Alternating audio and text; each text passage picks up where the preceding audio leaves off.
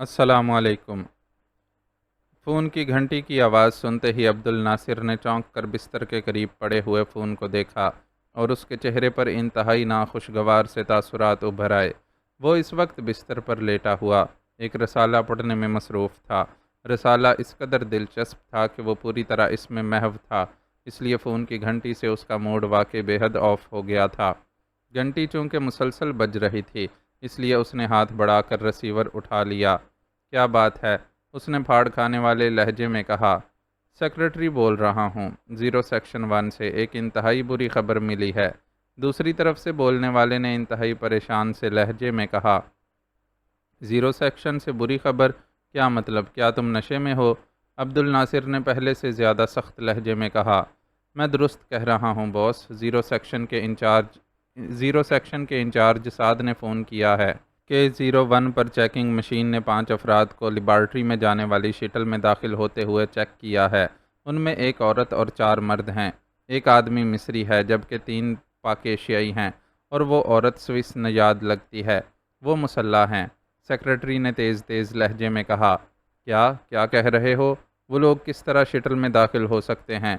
کیا 01 مشین نے اب روحوں کو بھی چیک کرنا شروع کر دیا ہے؟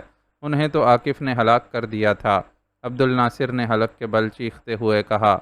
باس آپ خود چیک کر لیں، اس کا کہنا ہے کہ وہ ابھی تک 0 مشین کی رینج میں ہیں۔ سیکرٹری نے روحوں کی بات سن کر گھبرائے ہوئے لہجے میں کہا۔ اوہو، یہ کیسے ممکن ہے؟ یہ تو ممکن ہی نہیں۔ عبد الناصر نے اسی طرح ہذیانی انداز میں چیختے ہوئے کہا، اور پھر ریسیور کریڈل پر پٹک کر وہ چھلانگ لگا کر بستر سے اترا اور بیرونی دروازے کی طرف دوڑ پڑا۔ تھوڑی دیر بعد وہ مختلف راہداریوں میں بے تحاشا دوڑتا ہوا ایک بڑے سے کمرے میں پہنچا جہاں ہر طرف دیواروں کے ساتھ مشینیں نصب تھیں، جبکہ ایک سائیڈ پر شیشے کا ایک بڑا سا کیبن بنا ہوا تھا۔ عبد الناصر کا رخ اسی کیبن کی طرف تھا۔ یہ کیا پیغام دیا ہے تم نے؟ تم پاگل تو نہیں ہو گئے؟ عبد الناصر نے اس کیبن میں داخل ہوتے ہی وہاں موجود نوجوان سے مخاطب ہو کر ہانپتے ہوئے لہجے میں کہا۔ بے تحاشا دوڑنے کی وجہ سے وہ بری طرح ہانپ رہا تھا۔ باس آپ خود دیکھ لیں، اس نوجوان نے جو یقیناً سعد تھا، مؤدبانہ لہجے میں کہا، اور ساتھ ہی اس نے کیبن کے درمیان ایک بڑی سی میز پر رکھی ہوئی ایک مستطیل شکل کی مشین کی طرف اشارہ کر دیا۔ مشین کے درمیان ایک سکرین روشن تھی اور اس پر واقعی 5 افراد ہاتھوں میں مشین گنیں اٹھائے چلتے ہوئے نظر آ رہے تھے۔ وہ واقعی ایک گول شٹل نما راستے پر چل رہے تھے۔ اوہو، واقعی یہ لوگ تو لیبارٹری کی طرف جا رہے ہیں اور زندہ بھی ہیں، مگر یہ کیسے ممکن ہے؟ عاقف نے مجھے خود بتایا تھا کہ اس نے انہیں ہلاک کر دیا ہے، اور پھر یہ اسپیشل بلاک کو عبور کر کے شٹل تک کیسے پہنچ گئے؟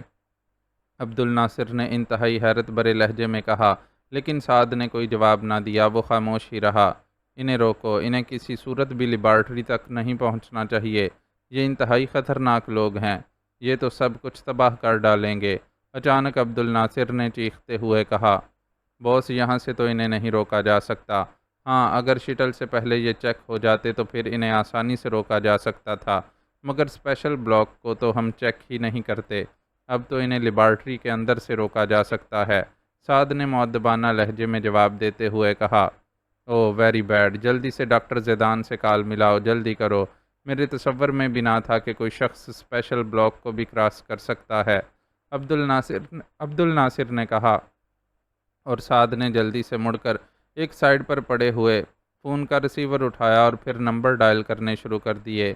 یس، لیبارٹری۔ رابطہ قائم ہوتے ہی ایک آواز سنائی دی۔ ڈاکٹر زیدان سے بات کراؤ، چیف باس بات کرنا چاہتے ہیں، فوراً بات کراؤ، سعد نے چیختے ہوئے کہا۔ یس، دوسری طرف سے کہا گیا، اور اس کے ساتھ ہی عبد الناصر نے اس کے ہاتھ سے ریسیور جھپٹ لیا۔ ہیلو چیف باس کالنگ ڈاکٹر زیدان، عبد الناصر نے چیختے ہوئے کہا۔ یس باس، میں ڈاکٹر زیدان بول رہا ہوں، دوسری طرف سے حیرت بھری سی آواز سنائی دی۔ ڈاکٹر زیدان، پاک ایشیا سیکرٹ سروس کا ایک گروپ جو ایک عورت اور 4 مردوں پر مشتمل ہے، پراسرار طور پر ہیڈ کوارٹر میں داخل ہو کر اسپیشل بلاک کو کراس کر کے لیبارٹری پہنچنے والی شٹل میں داخل ہو چکا ہے۔ تم لیبارٹری کا مین گیٹ فوراً سیلڈ کر دو تاکہ یہ لوگ کسی طرح بھی لیبارٹری میں داخل نہ ہو سکیں۔ میں اس دوران اس شٹل کو تباہ کرنے کے انتظامات کرتا ہوں، مجھے ان انتظامات میں آدھا گھنٹہ لگ جائے گا، اس لیے تم فوری طور پر گیٹ سیلڈ کرو، فوراً، عبد الناصر نے بری طرح چیختے ہوئے کہا۔ مگر باس شٹل تباہ ہو گئی تو ہم لیبارٹری سے باہر کیسے آئیں گے؟ ڈاکٹر زیدان نے حیرت بھرے لہجے میں کہا۔ Oh you fool, nonsense, shuttle دوبارہ بھی بنائی جا سکتی ہے، لیکن اگر یہ لوگ لیبارٹری میں داخل ہونے میں کامیاب ہو گئے تو پھر نہ صرف لیبارٹری بلکہ پورے ہیڈ کوارٹر کو بھی تباہ کر سکتے ہیں۔ فوراً گیٹ سیلڈ کر کے مجھے بتاؤ کہ تم نے کر دیا ہے یا نہیں، اور سنو، خود جا کر اسے سیلڈ کرو۔ عبد الناصر نے حلق کے بل چیختے ہوئے کہا۔ یس باس، دوسری طرف سے کہا گیا، اور اس کے ساتھ ہی ریسیور ایک طرف رکھے جانے کی آواز سنائی دی۔ کاش ان کے لیبارٹری میں داخل ہونے سے پہلے یہ احمق پروفیسر گیٹ سیلڈ کرنے میں کامیاب ہو جائے۔ عبد الناصر نے دانت پیستے ہوئے کہا۔ ایسا ہو جائے گا باس، ابھی کافی فاصلہ موجود ہے، سعد نے کہا، اور عبد الناصر نے سر ہلا دیا۔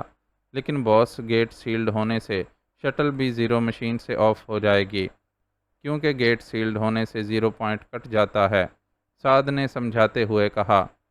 ہونے دو، لیبارٹری سیلڈ ہونی چاہیے پہلے، عبد الناصر نے کہا، اور سعد بھی خاموش ہو گیا۔ ان دونوں کی نظریں سکرین پر ہی جمی ہوئی تھیں۔ تم ایسا کرو، فوراً شٹل کا اسپیشل بلاک والا راستہ سیلڈ کر دو، تاکہ جب تک شٹل تباہ ہونے کے انتظامات مکمل ہوں یہ واپس اسپیشل بلاک میں نہ پہنچ جائیں۔ چند لمحے خاموش رہنے کے بعد عبد الناصر نے چیختے ہوئے سعد سے کہا، اور سعد تیزی سے کیبن سے باہر کی طرف دوڑ پڑا۔ وہ شاید کوئی خصوصی مشین آپریٹ کرنے گیا تھا۔ تقریباً 10 منٹ بعد یک لخت سکرین ایک جھماکے سے تاریک ہو گئی، اور عبد الناصر کے منہ سے بے اختیار اطمینان بھرا سانس نکل گیا۔ اسی لمحے سعد واپس آ گیا۔ میں نے اسپیشل بلاک والا راستہ سیلڈ کر دیا ہے، سعد نے کہا۔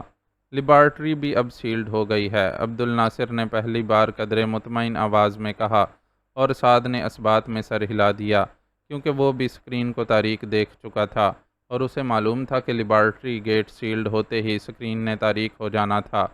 ہیلو باس، کیا آپ لائن پر ہیں؟ اسی لمحے ڈاکٹر زیدان کی آواز ریسیور سے سنائی دی۔ یس، عبد الناصر نے کہا۔ باس، میں نے لیبارٹری گیٹ کو خود اپنے سامنے مکمل طور پر سیلڈ کر دیا ہے، ڈاکٹر زیدان نے کہا۔ ہاں، میں نے پہلے ہی چیک کر لیا ہے۔ ٹھیک ہے، اب بے فکر ہو کر اپنا کام جاری رکھو۔ اب میں اس شٹل کو اڑانے کے بعد ہی تمہیں دوبارہ کال کروں گا، عبد الناصر نے کہا، اور ریسیور کریڈل پر پٹک کر وہ تیزی سے دوڑتا ہوا کیبن سے نکلا، اور پھر اسی طرح دوڑتا ہوا اس بڑے کمرے سے نکلا، اور ایک بار پھر راہداریوں میں دوڑنے لگا۔ تھوڑی دیر بعد وہ اپنے دفتر میں پہنچ چکا تھا۔ میز کے پیچھے کرسی پر بیٹھتے ہی اس نے ٹیلی فون کا ریسیور اٹھا لیا۔ یس باس، دوسری طرف سے اس کے سیکریٹری کی آواز سنائی دی۔ بلاسٹنگ سیکشن کے چیف ابو العاصم سے بات کراؤ، عبد الناصر نے تیز لہجے میں کہا، اور ریسیور کریڈل پر پٹک دیا۔ یہ لوگ آخر کس طرح زندہ بچ گئے، اور نہ صرف زندہ بچ گئے بلکہ وہ اسپیشل بلاک کو بھی کراس کر کے شٹل میں داخل ہو گئے؟ وہ حرام زادہ عاقف کیا کر رہا ہے؟ اس نے کیوں جھوٹ بولا ہے؟ عبد الناصر نے خود کلامی کے انداز میں بڑبڑاتے ہوئے کہا۔ اسی لمحے فون کی گھنٹی بج اٹھی، اور عبد الناصر نے جھپٹ کر ریسیور اٹھا لیا۔ یس، عبد الناصر نے انتہائی کرخت لہجے میں کہا۔ ابو العاصم سے بات کیجیے، دوسری طرف سے سیکریٹری نے کہا، اور اس کے ساتھ ہی کلک کی آواز سنائی دی۔ ہیلو، ابو العاصم بول رہا ہوں، اس کے ساتھ ہی ایک سخت سی آواز سنائی دی۔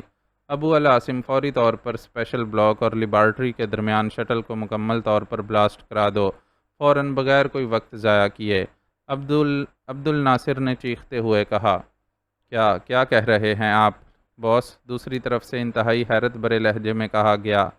سنو، پاک ایشیا سیکرٹ سروس کا ایک گروپ جو ایک عورت اور 4 مردوں پر مشتمل ہے، اور یہ لوگ انتہائی خطرناک سیکرٹ ایجنٹ ہیں، کسی طرح ہیڈ کوارٹر میں داخل ہو کر اور اسپیشل بلاک کو بھی کراس کر کے اس اسپیشل شٹل میں داخل ہو چکے ہیں۔ زیرو مشین نے انہیں پہلی بار شٹل میں چیک کیا تو مجھے اطلاع ملی۔ میں نے فوری طور پر ڈاکٹر زیدان کو فون کر کے لیبارٹری کو سیل کرا دیا ہے، اور اسپیشل بلاک اور شٹل کے راستے کو بھی سیلڈ کرا دیا ہے۔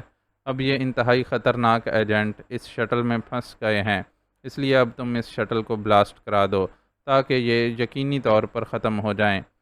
عبد الناصر نے مختصر لفظوں میں اسے پس منظر بتاتے ہوئے کہا۔ اگر ایسی بات ہے باس، تو میرے آدمی شٹل میں داخل ہو کر ان کا خاتمہ بھی کر سکتے ہیں۔ شٹل بلاسٹ ہو جانے سے تو بڑا مسئلہ پیدا ہو سکتا ہے، دوسری طرف سے ابو العاصم نے کہا۔ اس وقت سب سے بڑا مسئلہ اس لیبارٹری کو بچانا ہے جس میں وہ پروجیکٹ مکمل ہو رہا ہے جو بوگانو کا سب سے قیمتی پروجیکٹ ہے۔ شٹل دوبارہ بھی بنائی جا سکتی ہے مگر پروجیکٹ تباہ ہو گیا تو پھر پروجیکٹ دوبارہ نہیں بن سکتا، اس لیے تم فوری طور پر شٹل تباہ کر دو، عبد الناصر نے چیختے ہوئے کہا۔ یس باس، دوسری طرف سے ابو العاصم نے جواب دیتے ہوئے کہا۔ شٹل تباہ ہوتے ہی مجھے رپورٹ دو تاکہ میں شٹل کے ملبے سے ان کی لاشیں نکالنے کا کام اپنی نگرانی میں کرا سکوں، عبد الناصر نے کہا، اور اس کے ساتھ ہی اس نے ریسیور رکھ دیا۔ اس کی پیشانی پر پسینے کے قطرے ابھر آئے تھے اور چہرہ ابھی تک تشویش اور پریشانی کی وجہ سے قدرے بگڑا ہوا تھا۔ اس عاقف کو کیا ہوا؟ کیا اس نے غداری کی ہے؟ اچانک عبد الناصر کو ایک خیال آیا تو اس نے تیزی سے ایک بار پھر ریسیور اٹھا لیا۔ یس باس، دوسری طرف سے کہا گیا۔ عاقف سے بات کراؤ، فوراً، جلدی، عبد الناصر نے اسی طرح چیختے ہوئے کہا، اور اس کے ساتھ ہی اس نے ریسیور کریڈل پر پٹک دیا۔ اگر اس عاقف نے غداری کی ہے تو میں اس کی بوٹیاں اپنے ہاتھوں سے اڑا دوں گا، میں اسے انتہائی عبرتناک سزا دوں گا، ایسی سزا کہ آئندہ کسی کو غداری کا تصور بھی نہ آئے، عبد الناصر نے خود کلامی کے انداز میں بڑبڑاتے ہوئے کہا۔ تھوڑی دیر بعد ٹیلی فون کی گھنٹی بجی تو اس نے جھپٹ کر ریسیور اٹھا لیا۔ باس، اسپیشل سیکشن سے کوئی فون اٹینڈ نہیں کر رہا، دوسری طرف سے سیکرٹری کی آواز سنائی دی۔ فون اٹینڈ نہیں کر رہا؟ کیا مطلب؟ عبد الناصر نے حیران ہو کر پوچھا، جیسے یہ بات اس کے لیے سرے سے ہی ناقابل یقین ہو۔ میں نے بے شمار بار ٹرائی کی ہے، گھنٹی تو بج رہی ہے لیکن ریسیور نہیں اٹھایا جا رہا، سیکرٹری نے جواب دیا۔ اچھا ٹھیک ہے، تم ایسا کرو، 0 سیکشن سے بات کراؤ، عبد الناصر نے ہونٹ چباتے ہوئے کہا، اور ریسیور رکھ دیا۔ اس کے چہرے پر ابھی تک ایسے تاثرات تھے جیسے اسے سیکرٹری کی بات کا یقین نہ آیا ہو۔ چند لمحوں بعد ایک بار پھر گھنٹی بجی اور عبد الناصر نے ریسیور اٹھا لیا۔ باس، 0 سیکشن کا انچارج سعد لائن پر ہے، سیکرٹری کی آواز سنائی دی اور اس کے ساتھ ہی کلک کی آواز آئی۔ ہیلو، سعد بول رہا ہوں 0 سیکشن سے، سعد کی آواز سنائی دی۔ سعد، اسپیشل مشین آن کر کے اسپیشل بلاک کو چیک کرو کہ وہاں کیا صورتحال ہے، وہاں کوئی فون کال ہی اٹینڈ نہیں کر رہا، عبد الناصر نے تیز لہجے میں کہا۔ یس باس، دوسری طرف سے کہا گیا، اور اس کے ساتھ ہی عبد الناصر نے ریسیور رکھ دیا۔ پھر تقریباً 10 منٹ بعد فون کی گھنٹی بج اٹھی اور عبد الناصر نے ایک بار پھر ریسیور اٹھا لیا۔ 0 سیکشن کے انچارج سعد سے بات کیجیے، سیکرٹری نے کہا، اور اس کے ساتھ ہی سعد کی آواز سنائی دی۔ سعد بول رہا ہوں باس، سعد کی آواز سنائی دی، لیکن وہ جس لہجے میں بات کر رہا تھا اس سے عبد الناصر کا دل بے اختیار زور زور سے دھڑکنے لگا۔ یس، کیا رپورٹ ہے؟ عبد الناصر نے کہا۔ باس، پورا اسپیشل بلاک تباہ ہو چکا ہے، اس کی تمام مشینری فائرنگ کر کے ختم کر دی گئی ہے، انچارج عاقف اور اس کے ساتھیوں کی لاشیں اسپیشل بلاک کے ایک کمرے میں پڑی ہوئی ہیں، اسپیشل مشین والا زیر زمین کمرہ محفوظ ہے، اس لیے اسپیشل مشین نے پورے بلاک کو چیک کر لیا ہے، سعد نے جواب دیتے ہوئے کہا۔ کیا کہہ رہے ہو؟ یہ کیسے ممکن ہے؟ عبد الناصر کی حالت سودائیوں جیسی ہو گئی تھی۔ میں درست کہہ رہا ہوں باس، آپ بے شک آ کر چیک کر لیں، سعد نے جواب دیتے ہوئے کہا۔ ایسا ہی ہوگا، اس لیے وہاں سے کوئی فون کال اٹینڈ نہیں کر رہا اور یہ لوگ بھی وہاں سے شٹل میں داخل ہونے میں کامیاب ہو گئے تھے۔ بہرحال ٹھیک ہے، ان لوگوں کے خاتمے کے بعد اسپیشل بلاک کو دوبارہ ایڈجسٹ کرنا پڑے گا، عبد الناصر نے کہا اور ریسیور رکھ دیا۔ یہ تو شکر ہے کہ میں نے مین سیکشن کو ہر طرف سے کاٹ کر علیحدہ رکھا ہوا ہے، ورنہ یہ لوگ لیبارٹری کی طرف جانے کی بجائے لازماً پہلے مین سیکشن کا ہی رخ کرتے۔ یہ ابو العاصم کی کال نہیں آ رہی، اب تک تو شٹل تباہ ہو جانی چاہیے تھی، عبد الناصر نے بڑبڑاتے ہوئے کہا، اور پھر چند لمحوں بعد فون کی گھنٹی بج اٹھی۔ یہ یقیناً ابو العاصم کی کال ہوگی، عبد الناصر نے چونک کر کہا، اور اس کے ساتھ ہی اس نے ریسیور اٹھا لیا۔ دوسری طرف سے سیکرٹری نے اس کی توقع کے عین مطابق ابو العاصم کی کال کے متعلق کہا، اور عبد الناصر کا چہرہ یک لخت چمک اٹھا۔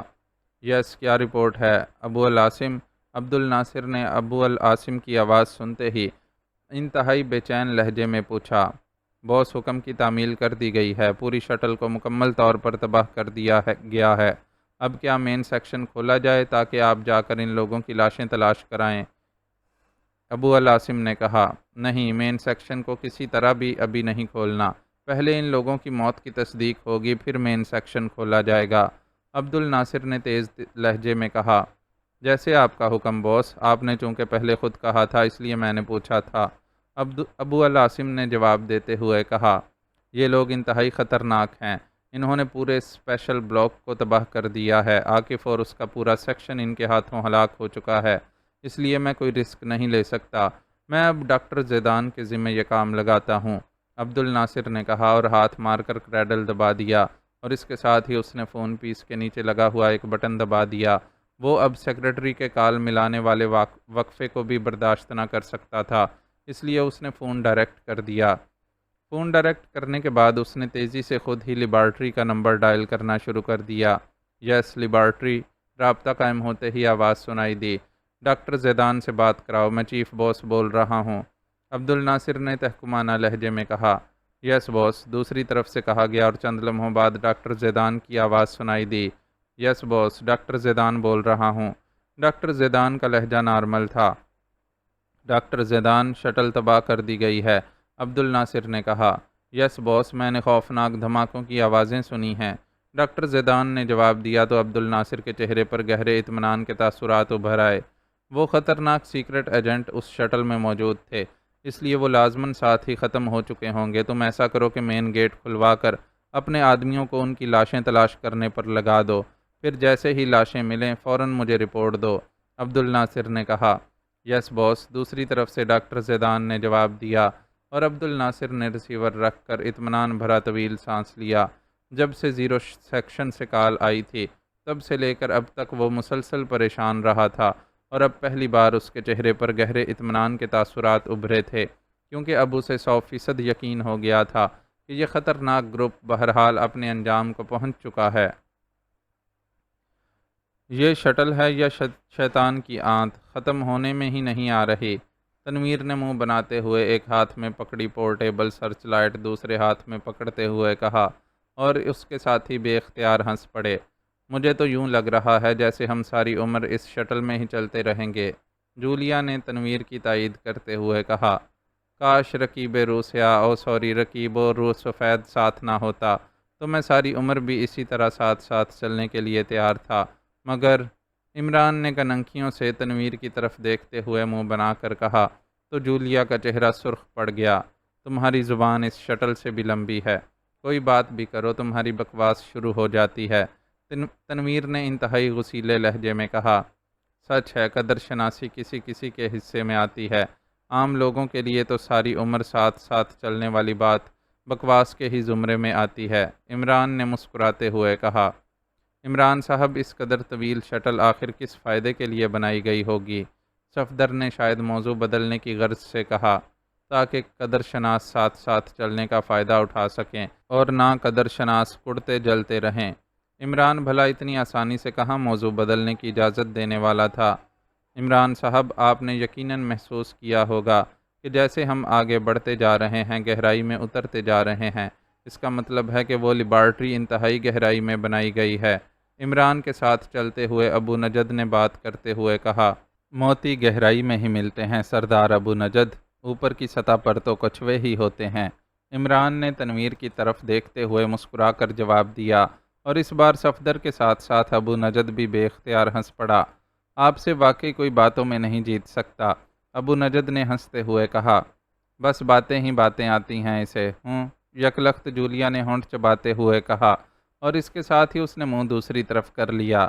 بالکل، سوائے بکواس کرنے کے اور کیا آتا ہے اسے، تنویر نے فوراً موقع سے فائدہ اٹھاتے ہوئے کہا۔ تم بھی خاموش رہو تو بہتر ہے، جولیا نے اس بار تنویر کو جھڑکتے ہوئے کہا۔ ظاہر ہے وہ جس پیرائے میں بات کر رہی تھی تنویر اس پیرائے کو سمجھ ہی نہ سکا تھا۔ خاموش رہ کر تو گواہی نہیں دی جا سکتی، اس لیے بولنے دو بیچارے گواہ کو، عمران نے مسکراتے ہوئے کہا۔ گواہی؟ کیسی گواہی؟ ابو نجد نے چونک کر پوچھا۔ ایک ہی تو ایسا موقع ہوتا ہے جب دو گواہوں کی اشد ضرورت ہوتی ہے، عمران نے مسکراتے ہوئے کہا، اور ابو نجد بے اختیار اس طرح سر ہلانے لگا جیسے اب بات اس کی سمجھ میں آئی ہو۔ آپ تیار ہوں، 2000 گواہ حاضر کیے جا سکتے ہیں، ابو نجد نے ہنستے ہوئے کہا۔ 2000؟ لا حول ولا قوت، میں نے حرم تو نہیں بسانا بھائی، وہ پرانے وقتوں کی بات تھی کہ حرم بھرنے کے لیے 2 گواہ کر کے 2000 کی ضرورت پڑتی تھی، اب تو ایک ہی سے حرم اتنا بھر جاتا ہے کہ بیچارے شوہر کو اس عربی کی طرح گھر سے باہر سونا پڑتا ہے جس نے اونٹ کو خیمے سے باہر باندھ دیا تھا، اور اونٹ نے صرف گردن خیمے میں ڈالنے کی اجازت لی تھی، اور پھر سالم اونٹ خیمے کے اندر، اور بیچارہ عربی اس اجازت کو روتا ہوا خیمے سے باہر۔ عمران نے جواب دیتے ہوئے کہا، ایک سے کیسے حرم بھر سکتا ہے؟ ابو نجد کی سمجھ میں شاید عمران کی بات ہی نہ آئی تھی۔ کیوں نہیں بھر سکتا؟ ہر سال جو ایک چیاؤں حاضر ہو تو؟ عمران نے وضاحت کرنے کی کوشش کرتے ہوئے کہا، لیکن پھر فکرہ ادھورا چھوڑ کر وہ اچھل کر ایک طرف ہٹا، ورنہ جولیا کا بھرپور تھپڑ لازماً اس کے چہرے پر ہی پڑتا، اور پھر اس سے پہلے کہ مزید کوئی بات ہوتی اچانک شٹل نے موڑ کاٹا، اور اس کے ساتھ ہی اس کا اختتام ہو گیا۔ لو بھائی تنویر، تمہاری آنت تو ختم ہو گئی، ایک مسئلہ تو حل ہوا۔ عمران نے ایک طویل سانس لیتے ہوئے کہا، یہ تو کوئی خاص قسم کی دیوار لگتی ہے عمران صاحب، صفدر نے حیرت بھرے لہجے میں کہا۔ ہاں، صرف خاص نہیں بلکہ خاص الخاص کہو، اس کی ساخت بتا رہی ہے کہ یہ ایئر بلاکس وال ہے، ایسی دیوار جسے ایٹم بم سے بھی نہیں اڑایا جا سکتا۔ عمران نے ہونٹ چباتے ہوئے کہا، اور عمران کی بات سن کر سب ساتھیوں کے چہروں پر شدید پریشانی کے تاثرات نمودار ہو گئے۔ اب کیا کریں؟ جولیا نے بھی پریشان لہجے میں کہا۔ صرف ہاں کر دو، باقی کام صفدر اور گواہوں کا ہے، عمران نے مسکراتے ہوئے کہا۔ تم پھر؟ جولیا نے پھر جھلائے ہوئے لہجے میں کہا۔ ارے اتنا ناراض ہونے کی ضرورت نہیں، چلو نہ کر دو، بیچارے تنویر کی قسمت میں یہی لفظ آتا ہے، عمران نے کہا، اور جولیا بے بسی کے سے انداز میں ہنستی۔ عمران صاحب، یہ وقت مذاق کا نہیں ہے، صفدر نے بھی انتہائی سنجیدہ لہجے میں کہا۔ میں کب کہہ رہا ہوں کہ مذاق کا ہے؟ ساری عمر کا مسئلہ مذاق کیسے ہو سکتا ہے؟ عمران نے بھی ترکی بترکی جواب دیتے ہوئے کہا، اور صفدر نے بے اختیار ہونٹ بھینچ لیے۔ تنویر ویسے ہی مسلسل خاموش تھا، شاید اس نے قسم کھا لی تھی کہ وہ اب سرے سے بات ہی نہ کرے گا، جبکہ ابو نجد حیرت سے عمران کو دیکھ رہا تھا۔ اسے شاید سمجھ نہ آ رہی تھی کہ اس قدر الجھی ہوئی صورتحال میں عمران آخر مذاق کیوں کر رہا ہے۔ باہر سے اس کے کھولنے کا کوئی نہ کوئی طریقہ کار تو رکھا ہی گیا ہوگا۔ صفدر نے چند لمحے خاموش رہنے کے بعد کہا، ایسی وال کو دوسری طرف سے کھولا ہی نہیں جا سکتا، ایسی دیوار کی ساخت ہی ایسی ہوتی ہے کہ یہ ایک طرف سے ہی آپریٹ ہو سکتی ہے۔ اس بار عمران نے سنجیدہ لہجے میں جواب دیا تو عمران کے سارے ساتھیوں کے چہروں پر اطمینان کے تاثرات ابھر آئے کہ چلو اب عمران سنجیدہ تو ہوا، پھر اب کیا کرنا ہوگا؟ کیا ہمیں واپس جانا ہوگا؟ ابو نجد نے کہا، واپس جا کر تو سوائے عاقف اور اس کے ساتھیوں کی لاشیں دفنانے کے اور کیا کر سکتے ہیں، اور یہی ایک کام میرے بس سے باہر ہے، اس لیے مجبوری ہے، آگے ہی بڑھنا ہوگا، عمران نے کہا، اور دیوار کی طرف بڑھ کر اس نے ہاتھ دیوار پر رکھا اور اسے اوپر سے نیچے اور دائیں سے بائیں چلاتا رہا۔ اس کے چہرے پر اب گہری سنجیدگی کے آثار نمودار ہو گئے تھے۔ یہ واقعی ایئر بلاکس وال ہے، ہمیں لیبارٹری میں جانے کا کوئی اور راستہ ڈھونڈنا ہوگا، عمران نے پیچھے ہٹتے ہوئے کہا۔ اور راستہ کہاں سے ہو سکتا ہے؟ صفدر نے حیران ہوتے ہوئے پوچھا۔ اس شٹل کے باہر یقیناً ریت ہی ریت ہوگی، لیکن بہرحال یہ ساری لیبارٹری ایئر بلاکس وال سے نہیں بنائی گئی ہوگی، اور نہ بظاہر اس کی ضرورت ہے، عمران نے جواب دیتے ہوئے کہا، لیکن باہر تو 40-50 فٹ کی بلندی تک ریت ہوگی، اس کا وزن اور پھر سانس لینے کا بھی مسئلہ ہوگا، تنویر نے کہا۔ اگر مجھے معلوم ہوتا تو کم از کم گیس ماسک ساتھ لے آتے، وہاں عاقف والے حصے میں موجود تھے، لیکن اب اس کے سوا اور کوئی چارہ ہی نہیں، عمران نے کہا، اور پھر اس نے کوٹ کی اندر کی جیب سے ایک چھوٹا سا سرخ رنگ کا کیپسول نکالا اور اسے شٹل کی ایک دیوار کی جڑ میں رکھ کر وہ تیزی سے پیچھے ہٹتا گیا۔ اس کے ساتھی بھی اس کے ساتھ ہی پیچھے ہٹ گئے۔ کافی پیچھے ہٹنے کے بعد عمران رکا اور اس نے جیب سے ریوالور نکال کر اس کیپسول پر فائر کر دیا۔ ریوالور کے دھماکے کے ساتھ ہی ایک کان پھاڑ دھماکہ ہوا اور عمران اور اس کے ساتھیوں کو یوں محسوس ہوا جیسے پوری شٹل ہی ٹکڑے ٹکڑے ہو کر ان کے اوپر آ گری ہو، لیکن یہ صرف احساس تھا۔ جس جگہ وہ کیپسول تھا وہاں سے سیمنٹ کی بنی ہوئی انتہائی موٹی شٹل کا ایک بڑا حصہ غائب ہو چکا تھا اور ریت کا ڈھیر سا اندر شٹل میں آ گرا تھا۔ ہر طرف ریت کے ذرات پھیل گئے تھے۔ اب ہمیں ریت میں سرنگ کھودنی ہوگی اس دیوار تک پہنچنے کے لیے، عمران نے کہا۔ ریت میں سرنگ کیسے لگ سکتی ہے؟ ابو نجد نے ایسے لہجے میں کہا جیسے عمران نے انتہائی احمقانہ بات کر دی ہو، اور واقعی بظاہر تھی بھی یہ احمقانہ بات، اور شاید یہی وجہ تھی کہ دوسرے ساتھی بھی حیرت بھرے انداز میں عمران کو دیکھنے لگ گئے تھے۔ بظاہر تو نہیں لگ سکتی کیونکہ اوپر ٹنوں کے حساب سے ریت ساتھ بیٹھ جائے گی، لیکن کبھی صحرائی چوہوں کو دیکھا ہے تم نے؟ عمران نے مسکراتے ہوئے ابو نجد سے مخاطب ہو کر کہا۔ صحرائی چوہے؟ او ہاں، وہ واقعی ریت میں دور تک سرنگ لگا لیتے ہیں، لیکن ابو نجد نے کچھ نہ سمجھنے کے انداز میں کہا، میں تمہاری بات کا مطلب سمجھتا ہوں کہ چوہوں کو شاید اس بارے میں قدرت نے کوئی خصوصی صلاحیتیں دے رکھی ہوں گی۔ عمران نے کہا، ظاہر ہے یہی سوچا جا سکتا ہے۔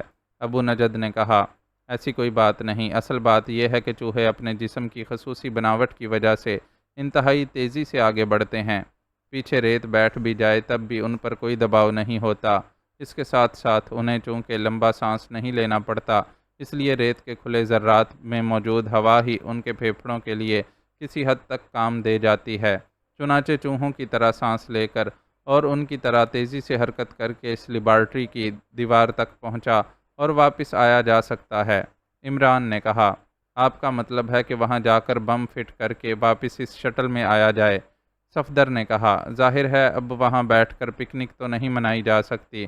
میں نے بم سے شٹل کا جو حصہ توڑا ہے، وہاں سے دیوار زیادہ سے زیادہ 6 فٹ کی دوری پر ہوگی اور اتنا فاصلہ طے کیا جا سکتا ہے، عمران نے کہا، اور اس کے ساتھ ہی اس نے اپنا کوٹ اتارنا شروع کر دیا۔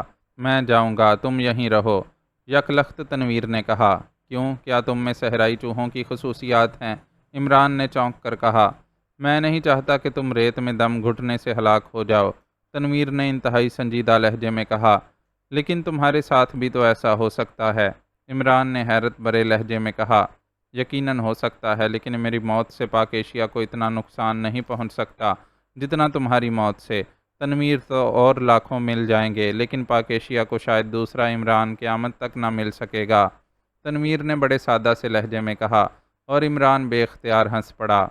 شکریہ تنویر، میں تمہارے خلوص کو سلام کرتا ہوں، لیکن میری نظر میں تمہاری موت میری اپنی موت ہے، اور تم فکر نہ کرو، میں ذرا ضرورت سے زیادہ ہی ڈھیٹ واقع ہوا ہوں، عمران نے کہا، لیکن اس کے چہرے پر ایسے تاثرات لاشعوری طور پر ابھر آئے تھے کہ وہ تنویر کے خلوص سے بے حد متاثر نظر آ رہا تھا۔ جولیا، صفدر، حتیٰ کہ ابو نجد کی نظروں میں بھی تنویر کے لیے انتہائی تحسین کے آثار ابھر آئے تھے۔ تم نے اتنے فاصلے پر بم کیوں رکھا تھا؟ دیوار کے ساتھ رکھ دیتے، اس طرح فاصلہ اور زیادہ گھٹ جاتا اور خطرہ بھی نہ رہتا، جولیا نے کہا۔ یہ ایئر بلاکس وال نہ جانے کتنی لمبی ہو، اس لیے میں نے ذرا فاصلے پر شٹل توڑی ہے تاکہ اصل دیوار تک پہنچا جا سکے، عمران نے کہا، اور پھر اس نے کوٹ کی جیب سے ایک زرد رنگ کی پتی نکالی۔ اسے ہاتھ میں پکڑ کر اس نے کوٹ کو اپنے سر اور منہ کے گرد اس طرح لپیٹ لیا کہ ریت اس کے منہ اور ناک میں نہ پھنس سکے۔ اس کے ساتھ ہی وہ آگے بڑھا اور اس نے تیزی سے ریت میں ہاتھ ڈالے اور پھر انہیں اس مخصوص انداز میں حرکت دینے لگا کہ اس کا پیچھے کوٹ میں لپٹا ہوا سر اور پھر وہ تیزی سے باقی جسم ریت کے اندر غائب ہونے لگا۔ عمران کے ساتھی ہونٹ بھینچے عمران کو اس طرح ریت کے اندر غائب ہوتے دیکھ رہے تھے۔ ان کے دل اتنے زور سے دھڑک رہے تھے جیسے ابھی سینے کو پھاڑ کر باہر نکل آئیں گے، کیونکہ عمران بظاہر صریحاً موت کے منہ میں جا رہا تھا۔ سینکڑوں لاکھوں ٹن ریت کے اندر جانا اور پھر سانس لیے بغیر آگے بڑھنا بظاہر خودکشی ہی سمجھا جا سکتا تھا۔ جولیا کی آنکھیں آنسوؤں سے بھر آئی تھیں اور اس کا منہ خود بخود اوپر کی طرف اٹھ گیا تھا، جیسے وہ عمران کی زندہ سلامت واپسی کی دعا مانگ رہی ہو۔ چند لمحوں بعد ریت عمران کو ان کی آنکھوں کے سامنے نگل چکی تھی۔ ان کے سانس اس طرح رکے ہوئے تھے جیسے وہ سانس لینا ہی بھول گئے ہوں۔ تنویر کے ہاتھ میں موجود پورٹیبل سرچ لائٹ کی تیز روشنی اس جگہ جمی ہوئی تھی جہاں سے عمران ریت میں غائب ہوا تھا۔ اس کے ہونٹ ایک دوسرے پر اس سختی سے جمے ہوئے تھے کہ ہونٹوں پر آ جانے والی پلاہٹ اس کے چہرے پر پڑنے والی روشنی میں صاف دکھائی دینے لگی تھی۔ ان سب پر ایک ایک لمحہ قیامت کا گزر رہا تھا کہ یک لخت ریت میں ہلچل سی نمودار ہوئی اور وہ اس طرح اچھل پڑے جیسے بجلی سے چلنے والے کھلونے اچانک کرنٹ آ جانے سے حرکت میں آ جاتے ہیں، اور وہ سب تیزی سے ریت کے اور قریب ہو گئے، اور چند لمحوں بعد عمران کے ہاتھ اور پھر اس کا کوٹ میں لپٹا ہوا سر ریت سے باہر نکلا تو جولیا نے بجلی کی سی تیزی سے اس کے سر اور منہ پر لپٹا ہوا کوٹ ہٹانا شروع کر دیا۔ کوٹ ہٹتے ہی عمران کا چہرہ سامنے آیا تو وہ سب بری طرح چونک پڑے۔ عمران کے چہرے کا رنگ اس قدر سرخ ہو رہا تھا جیسے اس کے پورے جسم کا خون سمٹ کر چہرے میں مجتمع ہو گیا ہو۔ کوٹ ہٹتے ہی عمران نے لمبے لمبے سانس لینے شروع کر دیے جبکہ تنویر اور صفدر نے اسے بازوؤں سے پکڑ کر پوری قوت سے ریت سے باہر کھینچ لیا، اور عمران فرش پر بے حس پڑا مسلسل لمبے لمبے سانس لیتا رہا۔ عمران کے دونوں ہاتھ خالی تھے۔ وہ زرد رنگ کی پتی جو انتہائی طاقتور بم تھا غائب تھا۔ اس کا مطلب تھا کہ عمران وہ بم دیوار میں نصب کرنے میں کامیاب ہو گیا ہے، لیکن دھماکہ نہ ہوا تھا۔ تھوڑی دیر بعد عمران کا سانس نارمل ہونے لگ گیا اور اس کے ساتھ ہی اس کے چہرے پر مسکراہٹ رنگ آئی تھی۔ آج واقعی موت کا ذائقہ چکھنا پڑا ہے، عمران نے ایک طویل سانس لے کر اٹھتے ہوئے کہا۔ کیا ہوا وہ بم؟ صفدر نے بے اختیار ہو کر پوچھا۔ وہ کہیں راستے میں ہی رہ گیا ہے، واپسی پر تو میں بھی لاشعوری طور پر حرکت کرتا رہا، ورنہ میرا شعور میرا ساتھ چھوڑ گیا تھا، عمران نے کہا۔ کیا مطلب، کیا جاتے ہوئے کہیں رہ گیا ہے؟ جولیا نے حیران ہو کر کہا۔ نہیں، میں دیوار تک پہنچ گیا تھا، لیکن وہ بھی ایئر بلاکس وال ہے، اس لیے بم بیکار تھا، چنانچہ مایوس ہو کر میں اسے لگائے بغیر واپس پلٹ پڑا۔ توبہ توبہ، سانس روک لینا اتنا مسئلہ نہ تھا جتنا میرے جسم پر دباؤ تھا۔ مجھے یوں لگ رہا تھا جیسے میں کسی سڑک کوٹنے والے انجن کے ویل کے نیچے پریس ہو رہا ہوں، عمران نے کہا، اور سب نے سر ہلا دیے۔ وہ تصور میں ہی ساری صورتحال کا جائزہ لے سکتے تھے۔ اس کا مطلب ہے کہ پوری لیبارٹری ہی ایئر بلاکس وال کی بنی ہوئی ہے، جولیا نے کہا۔ ہاں، اس لیے اسے کسی صورت بھی نہیں توڑا جا سکتا۔ اب تو ایک ہی صورت ہے کہ ہم واپس جائیں اور عاکف والے بلاک میں سے کوئی ایسا چکر چلائیں جس سے یہ لیبارٹری کھل سکے، لیکن میرے جسم میں اس قدر درد ہے کہ شاید میں اس شٹل کو واپس چل کر کراس نہ کر سکوں، عمران نے کہا۔ میں تمہیں کاندھے پر اٹھا کر لے جاؤں گا، تم فکر نہ کرو عمران، تنویر نے فوراً ہی انتہائی خلوص بھرے لہجے میں کہا، اور پھر اس سے پہلے کہ عمران کوئی جواب دیتا، اچانک پوری شٹل اس طرح لرزنے لگی جیسے خوفناک زلزلہ آ رہا ہو۔ ایئر بلاک دیوار سے لگ جاؤ، شٹل تباہ ہو رہی ہے، عمران نے یک لخت چیخ کر کہا، اور دوسرے لمحے وہ سب بجلی کی سی تیزی سے شٹل ایئر بلاک دیوار کے ساتھ لگ کر اوندے منہ بیٹھ گئے۔ اس کے ساتھ ہی خوفناک دھماکے ہوئے اور انہیں یوں محسوس ہوا جیسے ہزاروں ٹن وزن ان کے جسموں پر آ پڑا ہو۔ اس کے ساتھ ہی ان کے حواس ان کا ساتھ چھوڑ گئے۔ شٹل ٹوٹنے کے ساتھ ہی شاید اوپر موجود ریت اندر ان پر آ گری تھی، اور ظاہر ہے اس کے بعد ان کے زندہ بچ جانے کا سرے سے کوئی سوال ہی نہ رہ جاتا تھا۔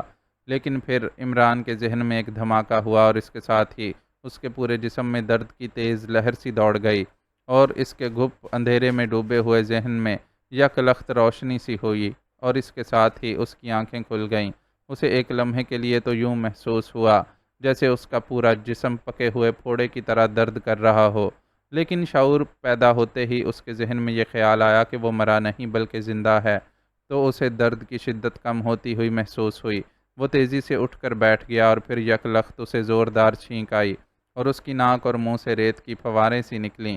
اب اسے مسلسل چھینکیں آنے لگیں اور چند لمحوں بعد اس کا رک رک کر آتا ہوا سانس پوری طرح بحال ہو گیا۔ اس کا پورا جسم ریت سے بھرا ہوا تھا۔ وہ تیزی سے مڑا اور اس نے اپنے ساتھیوں کو بھی فرش پر بے سود پڑے ہوئے دیکھا۔ وہ بھی جیسے ریت میں دفن نظر آ رہے تھے۔ وہ جلدی سے ان کی طرف بڑھا اور پھر جیسے بجلی حرکت کرتی ہے اس طرح اس نے باری باری ان کے نتنوں میں انگلیاں ڈال کر بھری ہوئی ریت نکالی، اور منہ کھول کر بھی انگلی کی مدد سے جس قدر ہو سکتا تھا ریت باہر نکالی، اور ساتھ ہی اس نے انگلی میں موجود بلیڈ کو قدرے باہر نکال کر ان سب کی ناک کے اندر کٹ لگانے شروع کر دیے، اور چند لمحوں بعد اس کا نتیجہ سامنے آ گیا۔ ان سب کو اس کٹ کی وجہ سے چھینکیں آنی شروع ہو گئیں اور ناک اور منہ میں بھری ہوئی مزید ریت باہر نکلنے لگی، اور تھوڑی دیر بعد وہ سب ہوش میں آ چکے تھے۔ چونکہ وہ ایئر بلاکس وال کے ساتھ لگ کر اوندے منہ بیٹھ گئے تھے، اس لیے لامحالہ وزن پڑتے ہی وہ منہ کے بل نیچے گرے ہوں گے، اور یہی وجہ تھی کہ ان کی ناک اور منہ میں بہرحال پوری ریت نہ بھر سکی اور کسی حد تک سانس لینے کے لیے کوئی نہ کوئی راستہ باقی رہ گیا۔ وہ چونکہ بے ہوش ہو گئے تھے، اس لیے دماغ میں بھی تحریک پیدا نہ ہو سکی تھی۔ عمران کا ذہنی دفاعی سسٹم کام کر گیا تھا، اس لیے وہ از خود ہوش میں آ گیا، اور اس کے ساتھ ہی ذہن میں تحریک پیدا ہوتے ہی اسے چھینکیں آ گئی تھیں، جبکہ باقی ساتھیوں کے ذہنوں میں مخصوص تحریک پیدا کرنے کے لیے اسے خاص طور پر کوشش کرنی پڑی تھی۔ جب چھینکوں کا طوفان ختم ہوا اور وہ سب پوری طرح ہوش میں آ گئے تو وہ حیرت سے ایک دوسرے کو اس طرح دیکھنے لگے جیسے انہیں یقین نہ آ رہا ہو کہ وہ واقعی زندہ بچ گئے ہیں۔ عمران کے جسم پر کوٹ موجود نہ تھا، وہ وہیں شٹل میں ہی رہ گیا تھا۔ اس وقت وہ ایک کمرے کے فرش پر پڑے ہوئے تھے کمرے کی دیوار کے ساتھ کاٹھ کباڑ سا بھرا ہوا تھا۔ ایک طرف دروازہ تھا جو کھلا ہوا تھا اور اس کے باہر ایک تنگ سی بند راہداری نظر آ رہی تھی۔ عمران تیزی سے اس دروازے کی طرف بڑھا اور اس نے باہر سر نکال کر جھانکا تو راہداری ایک طرف سے بند تھی، جبکہ دوسری طرف اس کا اختتام اوپر جاتی ہوئی سیڑھیوں پر ہو رہا تھا، جس کے بعد ایک دروازہ تھا جو بند تھا۔ عمران راہداری میں آ کر سیڑھیوں کی طرف بڑھنے لگا۔ اسی لمحے اس کے ساتھی بھی اس کے عقب میں آ گئے۔ عمران نے انہیں وہیں رکنے کا اشارہ کیا اور پھر وہ احتیاط سے سیڑھیاں چڑھتا ہوا اوپر پہنچ گیا۔ اس نے دروازے کو دبایا تو دروازہ کھل گیا۔ وہ صرف بھڑا ہوا تھا۔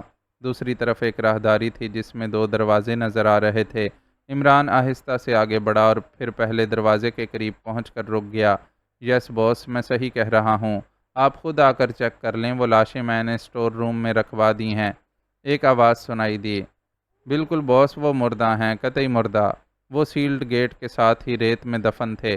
گیٹ کھلتے ہی ہمیں وہ ریت میں دبے ہوئے نظر آ گئے، چنانچہ ہم نے انہیں کھینچ لیا۔ چونکہ انہیں مرے ہوئے چند ہی لمحے ہوئے تھے اور پھر وہ ریت میں دبے رہے تھے، اس لیے اس وقت تو ان کے جسم گرم ہی تھے، لیکن بہرحال وہ مر چکے تھے۔ ان کی ناک اور منہ میں ریت بھری ہوئی تھی اور سانس بند تھی۔ وہی آواز چند لمحوں کی خاموشی کے بعد دوبارہ سنائی دی۔ اوکے باس۔ پھر چند لمحے خاموش رہنے کے بعد وہی آواز دوبارہ سنائی دی اور اس کے ساتھ ہی ریسیور رکھے جانے کی آواز سنائی دی۔ خواہ چیف اس قدر ڈر رہا ہے، مردوں سے بھلا کیا ڈرنا، ایک بڑبڑاتی ہوئی آواز سنائی دی اور اس لمحے عمران تیزی سے کمرے میں داخل ہو گیا۔ اس کے پیچھے عقب میں موجود اس کے ساتھی بھی اس کے پیچھے آ گئے۔ یہ ایک لمبا تڑنگا گنجے سر والا آدمی تھا جو ایک بڑی میز کے پیچھے اونچی نشست کی کرسی سے سر ٹیکے آنکھیں بند کیے بیٹھا ہوا تھا، لیکن پھر شاید عمران اور اس کے ساتھیوں کے آنے کی آہٹ سن کر اس نے آنکھیں کھولیں اور دوسرے لمحے اس کی آنکھیں تیزی سے کانوں کی طرف پھیلتی چلی گئیں۔ اس کا چہرہ حیرت کی شدت سے بگڑتا چلا گیا اور دوسرے لمحے اس کی گردن ایک جھٹکے سے ڈھلک گئی۔ وہ حیرت کے خوفناک جھٹکے کی وجہ سے بے ہوش ہو چکا تھا۔ کیا زمانہ آ گیا ہے کہ لوگ مردوں کے بجائے زندوں سے ڈرنے لگ گئے ہیں، عمران نے مسکراتے ہوئے کہا اور اس کے ساتھ ہی اس نے مڑ کر اپنے ساتھیوں کو دروازہ بند کرنے کے لیے کہہ دیا اور خود وہ اس آدمی کی طرف بڑھا۔ یہ کمرہ ایک خوبصورت دفتر کے انداز میں سجا ہوا تھا اور میز پر دو مختلف رنگوں کے فون اور ایک انٹرکام پڑا ہوا تھا۔ دائیں طرف کی دیوار میں ایک دروازہ تھا جس کے اوپر سرخ رنگ کا بلب جل رہا تھا، جبکہ بائیں طرف کونے میں ایک چھوٹا دروازہ تھا جو اپنی ساخت سے ہی باتھ روم کا دروازہ نظر آ رہا تھا۔ اسی لمحے انٹرکام کی گھنٹی بج اٹھی اور عمران نے ہاتھ بڑھا کر ریسیور اٹھا لیا۔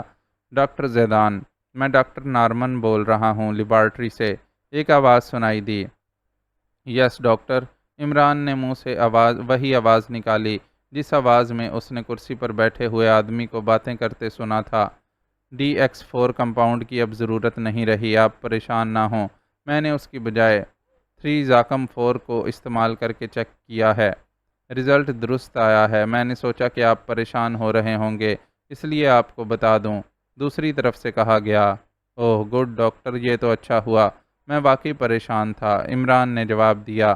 اوکے، دوسری طرف سے کہا گیا اور اس کے ساتھ ہی رابطہ ختم ہو گیا۔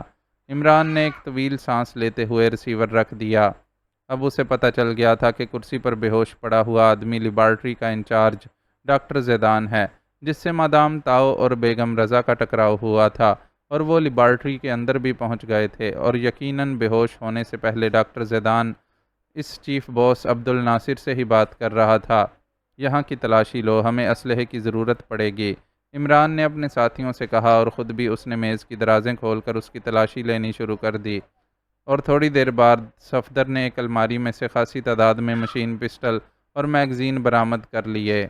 مشین پسٹلز میں میگزین لوڈ کرنے کے بعد انہوں نے ایک ایک مشین پسٹل اپنی جیبوں میں رکھی اور پھر عمران ڈاکٹر زیدان کی طرف متوجہ ہوا۔ اس نے اس کا منہ اور ناک دونوں ہاتھوں سے بند کر دیا۔ چند لمحوں بعد ڈاکٹر زیدان کے جسم میں حرکت کے آثار نمودار ہوئے اور عمران نے ہاتھ ہٹا دیے۔ ڈاکٹر زیدان نے آنکھیں کھولیں اور ایک بار پھر سامنے کھڑے ہوئے عمران اور اس کے ساتھیوں کو دیکھ کر اس کی آنکھیں پھیلنے لگیں۔ بس اس سے زیادہ حیرت ظاہر کرنے کی اجازت نہیں ہے، جتنی کر لی اتنی ہی کافی ہے ڈاکٹر زیدان، عمران نے منہ بناتے ہوئے کہا۔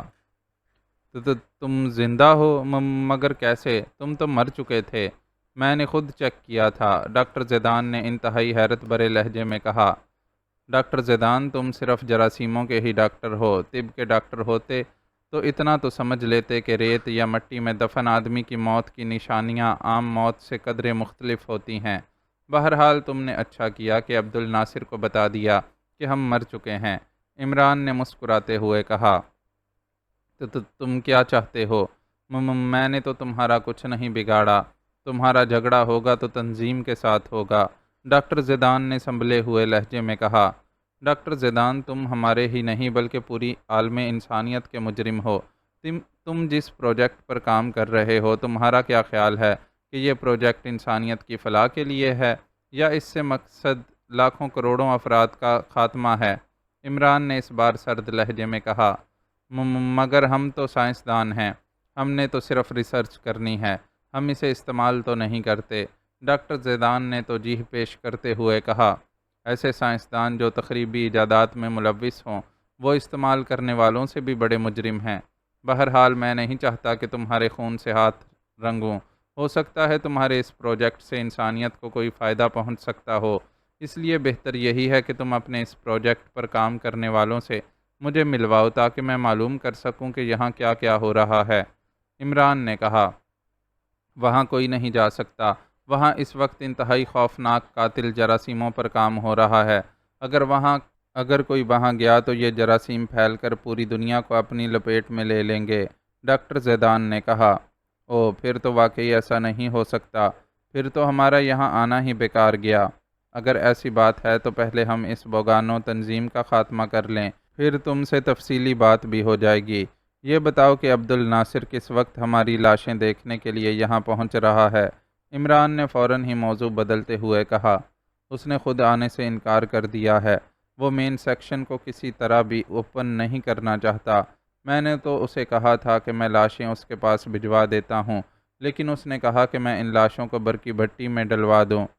اس نے اپنی کسی خصوصی مشین کے ذریعے وہاں مین ہیڈ کوارٹر میں بیٹھ کر لاشیں دیکھ لی ہیں، اب وہ پوری طرح مطمئن ہے۔ ڈاکٹر زیدان نے جواب دیتے ہوئے کہا، یہاں سے مین سیکشن کو کون سا راستہ جاتا ہے؟ عمران نے ہونٹ چباتے ہوئے کہا، مجھے نہیں معلوم، میں تو پہلے سوڈان میں تھا، وہاں سے مجھے اور میرے ساتھیوں کو یہاں لایا گیا، اور میں تو آج تک لیبارٹری سے باہر ہی نہیں نکل سکا، اور نہ مین سیکشن کا کوئی آدمی آیا ہے۔ ڈاکٹر زیدان نے کہا۔ اس کے لہجے سے ہی عمران سمجھ گیا کہ وہ درست کہہ رہا ہے۔ تم لوگ باتھ روم کا چکر لگا لو تاکہ کم از کم لاشوں سے زندوں کے روپ میں واپس آ سکو، میں ڈاکٹر زیدان کا انٹرویو مکمل کر لوں۔ اتنا بڑا ڈاکٹر روز روز تھوڑا انٹرویو کا وقت دیتا ہے؟ عمران نے اپنے ساتھیوں سے مخاطب ہو کر کہا جو خاموش کھڑے تھے، اسے تم میرے حوالے کر دو، میں اس کے اندر موجود سارے جراثیم ابھی اس کی ناک کے راستے باہر نکال دیتا ہوں۔ تنویر نے ہونٹ چباتے ہوئے کہا، تمہارا مطلب ہے وہ قاتل جراثیم جو فی الحال اس کے اندر بند ہیں باہر آ جائیں؟ نہیں، فی الحال اس کی ضرورت نہیں ہے، عمران نے مسکراتے ہوئے کہا۔ اور ڈاکٹر زیدان جو تنویر کی بات سن کر یک لخت انتہائی پریشان نظر آنے لگ گیا تھا، عمران کی بات سن کر دوبارہ مطمئن ہو گیا۔ لیبارٹری کے سائنسدانوں سے تم اس انٹرکام سے رابطہ کرتے ہو؟ ابھی تمہاری حیرت کی شدت سے بے ہوشی کے دوران ڈاکٹر مارٹن کی کال آئی تھی، عمران نے کہا۔ او اچھا، وہ کیا کہہ رہا تھا؟ ڈاکٹر زیدان نے چونک کر پوچھا۔ وہ کہہ رہا تھا کہ DX4 کمپاؤنڈ کی اب ضرورت نہیں رہی، اس کی بجائے 3-Zachem-4 کو استعمال کر کے چیک کر لیا گیا ہے، رزلٹ درست آیا ہے، عمران نے جواب دیا۔ او اچھا ٹھیک ہے، ڈاکٹر زیدان نے اس بات میں سر ہلاتے ہوئے کہا۔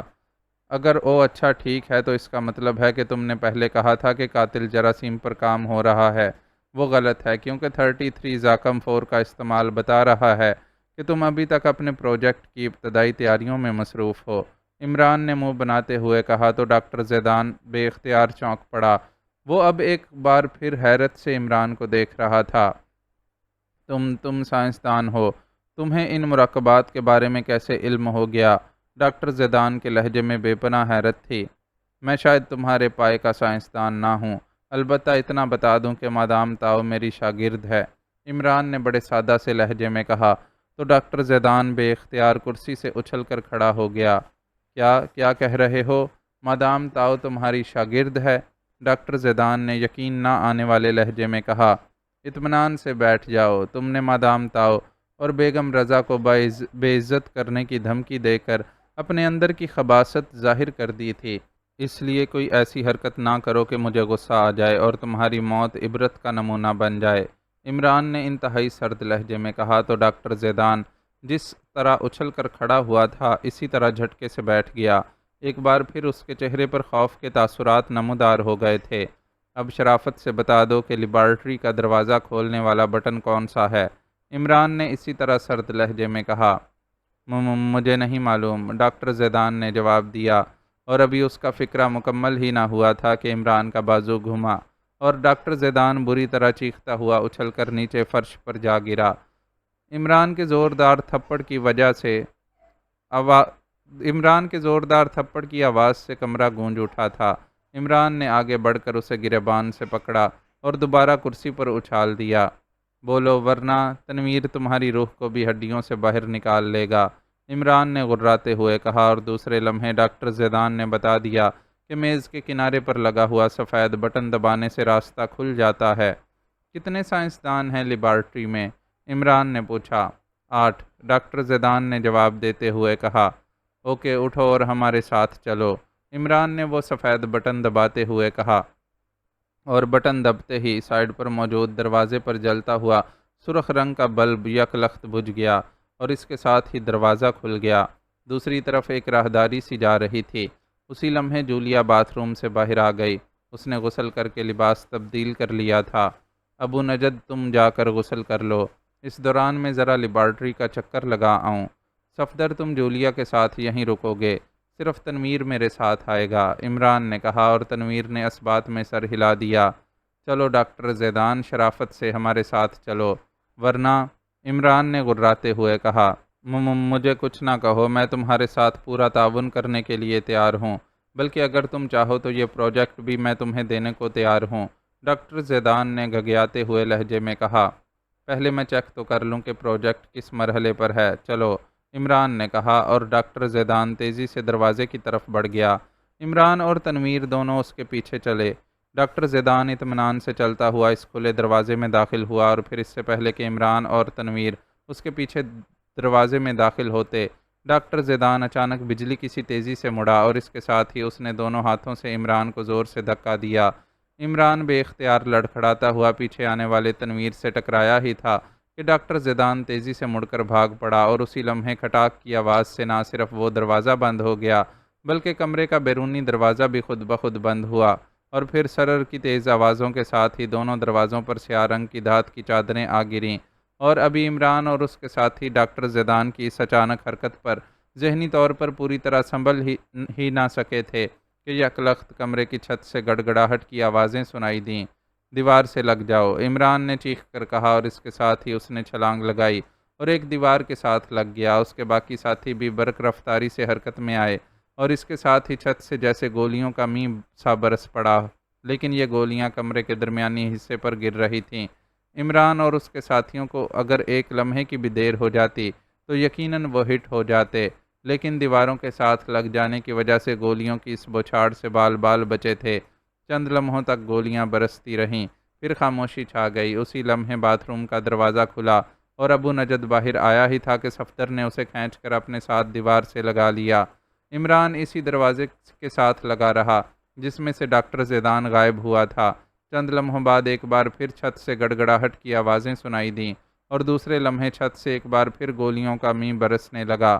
اس بار عمران اور اس کے ساتھی واقعی بال بال بچے تھے، کیونکہ اس بار گولیاں پہلے سے بھی زیادہ وسیع رقبے میں برس رہی تھیں، اور گولیاں ان کے پیروں سے صرف 1-1.5 انچ دور فرش پر موجود دبیز قالین میں گم ہو رہی تھیں۔ اگر فرش پر دبیز قالین موجود نہ ہوتا تو فرش سے ٹکرا کر گولیاں یقیناً ان کے لیے خطرناک ثابت ہو سکتی تھیں۔ تھوڑی دیر بعد ایک بار پھر گڑگڑاہٹ کی آوازیں ابھریں، اور اس کے ساتھ ہی چھت سے برسنے والی گولیوں کی بارش بند ہو گئی۔ باتھ روم میں گھس جاؤ، یہ مرحلہ وار رینج وسیع کرنے والی گنیں ہیں، اب یہ گولیاں دیواروں سے ٹکرائیں گی، عمران نے تیز لہجے میں کہا، اور پھر وہ سب دوڑتے ہوئے باتھ روم کی طرف بڑھ گئے۔ چند لمحوں بعد وہ سب باتھ روم میں جمع ہو چکے تھے۔ اسی لمحے ایک بار پھر کمرے میں گڑگڑاہٹ کی آوازیں ابھریں، اور ایک بار پھر گولیوں کا میں برس اٹھا۔ باتھ روم کے دروازے کے اوپر والے حصے پر لگا ہوا شیشہ گولیاں لگنے سے کرچیوں میں تبدیل ہو کر اندر آ گرا، لیکن چونکہ وہ دروازے سے کافی فاصلے پر تھے اس لیے یہ کرچیاں ان کے لیے خطرناک ثابت نہ ہو سکیں۔ لیکن اس شیشے پر پڑنے والی گولیوں نے البتہ عمران کے اس خیال کی تصدیق کر دی تھی کہ اس بار گولیاں واقعی دیواروں پر بھی ساتھ ہی پڑ رہی تھیں، اور اگر وہ باتھ روم میں نہ پہنچ جاتے تو اس بار ان کا بچ نکلنا ناممکن ہو جاتا۔ چھت پر موجود گنیں واقعی مرحلہ وار اپنی رینج وسیع کرتی چلی جا رہی تھیں۔ تھوڑی دیر بعد گڑگڑاہٹ کی آوازیں سنائی دیں اور گولیوں کا دیوار سے ٹکرانے کا شور تھم گیا۔ عمران ہاتھ میں مشین پسٹل پکڑے تیزی سے دروازے کی طرف بڑھا، اور پھر جیسے ہی وہ کمرے میں داخل ہوا اسی لمحے سرر کی تیز آوازوں کے ساتھ ہی دونوں دروازوں پر گرنے والی سیادات کی چادریں واپس چھت میں غائب ہو گئیں۔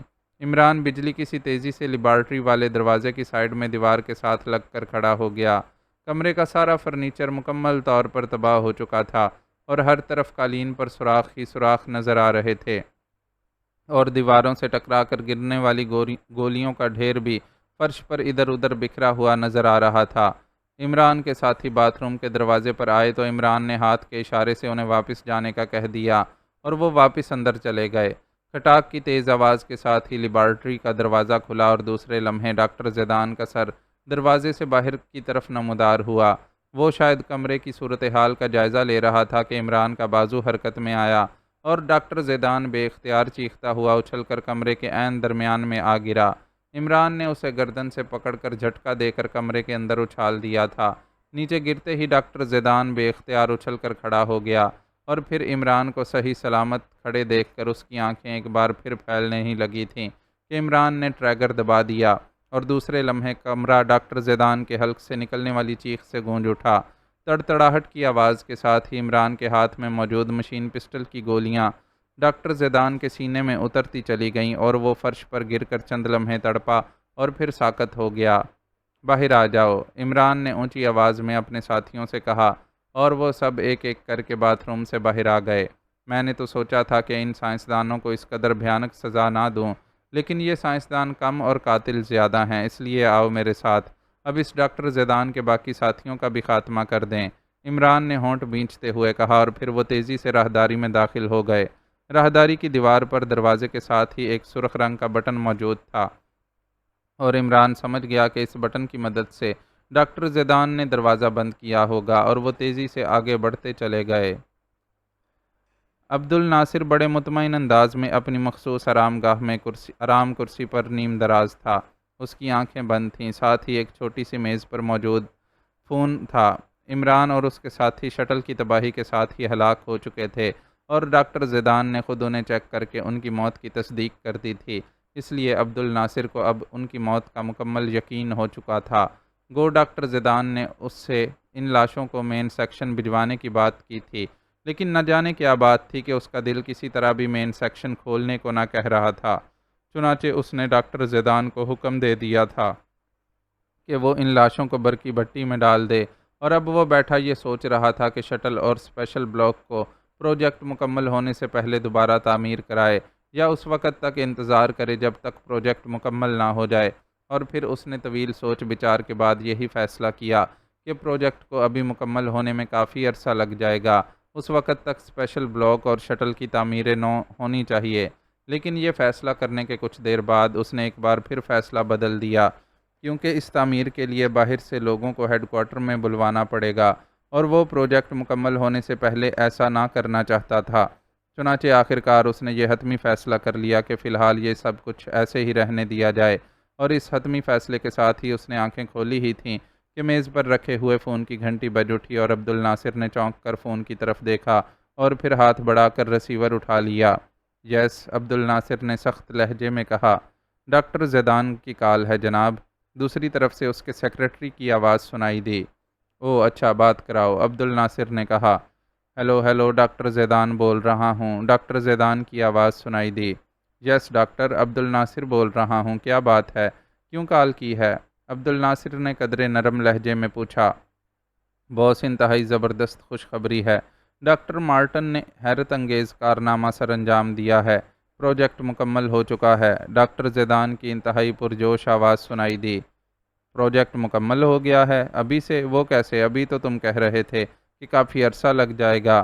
ابھی وہ رکاوٹ دور ہو رہی ہے۔ عبد الناصر نے انتہائی حیرت بھرے لہجے میں کہا، جناب ڈاکٹر مارٹن نے معجزہ کر دکھایا ہے۔ لیبارٹری میں DX4 کمپاؤنڈ دستیاب نہ تھا اور اس کے بغیر کام آگے نہ بڑھ پا رہا تھا، اور اس کمپاؤنڈ کو کریمیا سے منگوانے کے لیے کافی عرصہ چاہیے تھا۔ ڈاکٹر مارٹن نے اس کی بجائے 33 زاکم 4 کا تجربہ کیا اور جناب اس کمپاؤنڈ کے استعمال ہوتے ہی معجزہ ہو گیا۔ X5 جراثیم اس کمپاؤنڈ میں داخل ہوتے ہی اس قدر سرعت سے پھیلنے لگ گئے کہ ان کی افزائش پر ہم بھی حیران رہ گئے۔ اس طرح پروجیکٹ انتہائی حیرت انگیز انداز میں نہ صرف مکمل ہو گیا بلکہ یہ ہماری امیدوں سے بھی زیادہ کامیاب اور سستا رہا ہے۔ پہلے تو خیال تھا کہ اس پروجیکٹ پر مزید کروڑوں ڈالر خرچ آئیں گے، لیکن اب تو یہ بالکل ہی مفت بن گیا ہے۔ اب تو طویل پروسیس بھی بچ گیا ہے اور کام بھی ہو گیا ہے۔ جناب سائنس میں بعض اوقات ایسی ہی دریافتیں ہوتی ہیں کہ انسان کی عقل دنگ رہ جاتی ہے، ڈاکٹر زیدان نے انتہائی پرجوش لہجے میں کہا۔ اوہو ویری گڈ ڈاکٹر زیدان، یہ تو تم نے عظیم خوشخبری سنائی ہے۔ آج کا دن تو تنظیم کے لیے خوش قسمت دن ثابت ہوا ہے۔ ادھر وہ خطرناک ایجنٹ ختم ہوئے اور یہ حیرت انگیز کامیابی سامنے آ گئی۔ ان ایجنٹوں کی لاشوں کا کیا ہوا؟ کیا برقی بھٹی کا ایندھن بن گئے ہیں یا ابھی تک سٹور روم میں پڑی ہیں؟ عبد الناصر نے بھی مسرت سے پاگل ہوتے ہوئے کہا، کیونکہ ڈاکٹر زیدان نے جو خوشخبری اسے سنائی تھی اس نے واقعی اسے بے پناہ مسرت بخشی تھی۔ اس نے اس پروجیکٹ کا سودا اسرائیل کے ساتھ اربوں ڈالر میں کیا ہوا تھا اور اندازہ یہ تھا کہ 20-25 لاکھ ڈالر اس پروجیکٹ پر مزید خرچ کیا جائے گا، لیکن اب ڈاکٹر زیدان بتا رہا تھا کہ وہ مکمل ہو گیا ہے تو یہ خرچہ صرف 10-15 ہزار ڈالر تک ہی محدود ہو کر رہ گیا تھا۔ اس طرح واقعی تنظیم کو بے پناہ مالی فائدہ پہنچا تھا۔ یس باس، سب سے پہلا کام ہی میں نے یہ کیا تھا، ڈاکٹر زیدان نے جواب دیا اور عبد الناصر نے سر ہلا دیا۔ کیا اس پروجیکٹ کا تجربہ کر لیا گیا ہے؟ کہیں کوئی خامی تو نہیں رہ گئی؟ عبد الناصر نے پوچھا۔ تجربات فائنل ہو چکے ہیں، اب آخری تجربہ ہم آپ کے سامنے کرنا چاہتے ہیں۔ ڈاکٹر مارٹن کا بھی یہی اصرار ہے کہ اس عظیم کامیابی کے فائنل تجربے کو آپ خود دیکھیں، ڈاکٹر زیدان نے کہا۔ بالکل دیکھوں گا، اور ڈاکٹر مارٹن کو اس عظیم ایجاد پر میں اتنا بڑا انعام دوں گا کہ جو اس کے تصور میں بھی نہ ہوگا۔ میں آ رہا ہوں، عبد الناصر نے مسرت بھرے لہجے میں کہا اور ریسیور رکھ کر اٹھ کھڑا ہوا۔ میں تم لوگوں کو ایسا انعام دوں گا کہ تم یاد رکھو گے، عبد الناصر نے ہونٹ چباتے ہوئے کہا، اور اٹھ کر اس نے ایک الماری کھولی اور اس میں سے ایک چپٹی نال کا پستول نکال کر اس نے جیب میں ڈالا اور پھر تیزی سے کمرے کے بیرونی دروازے کی طرف بڑھ گیا۔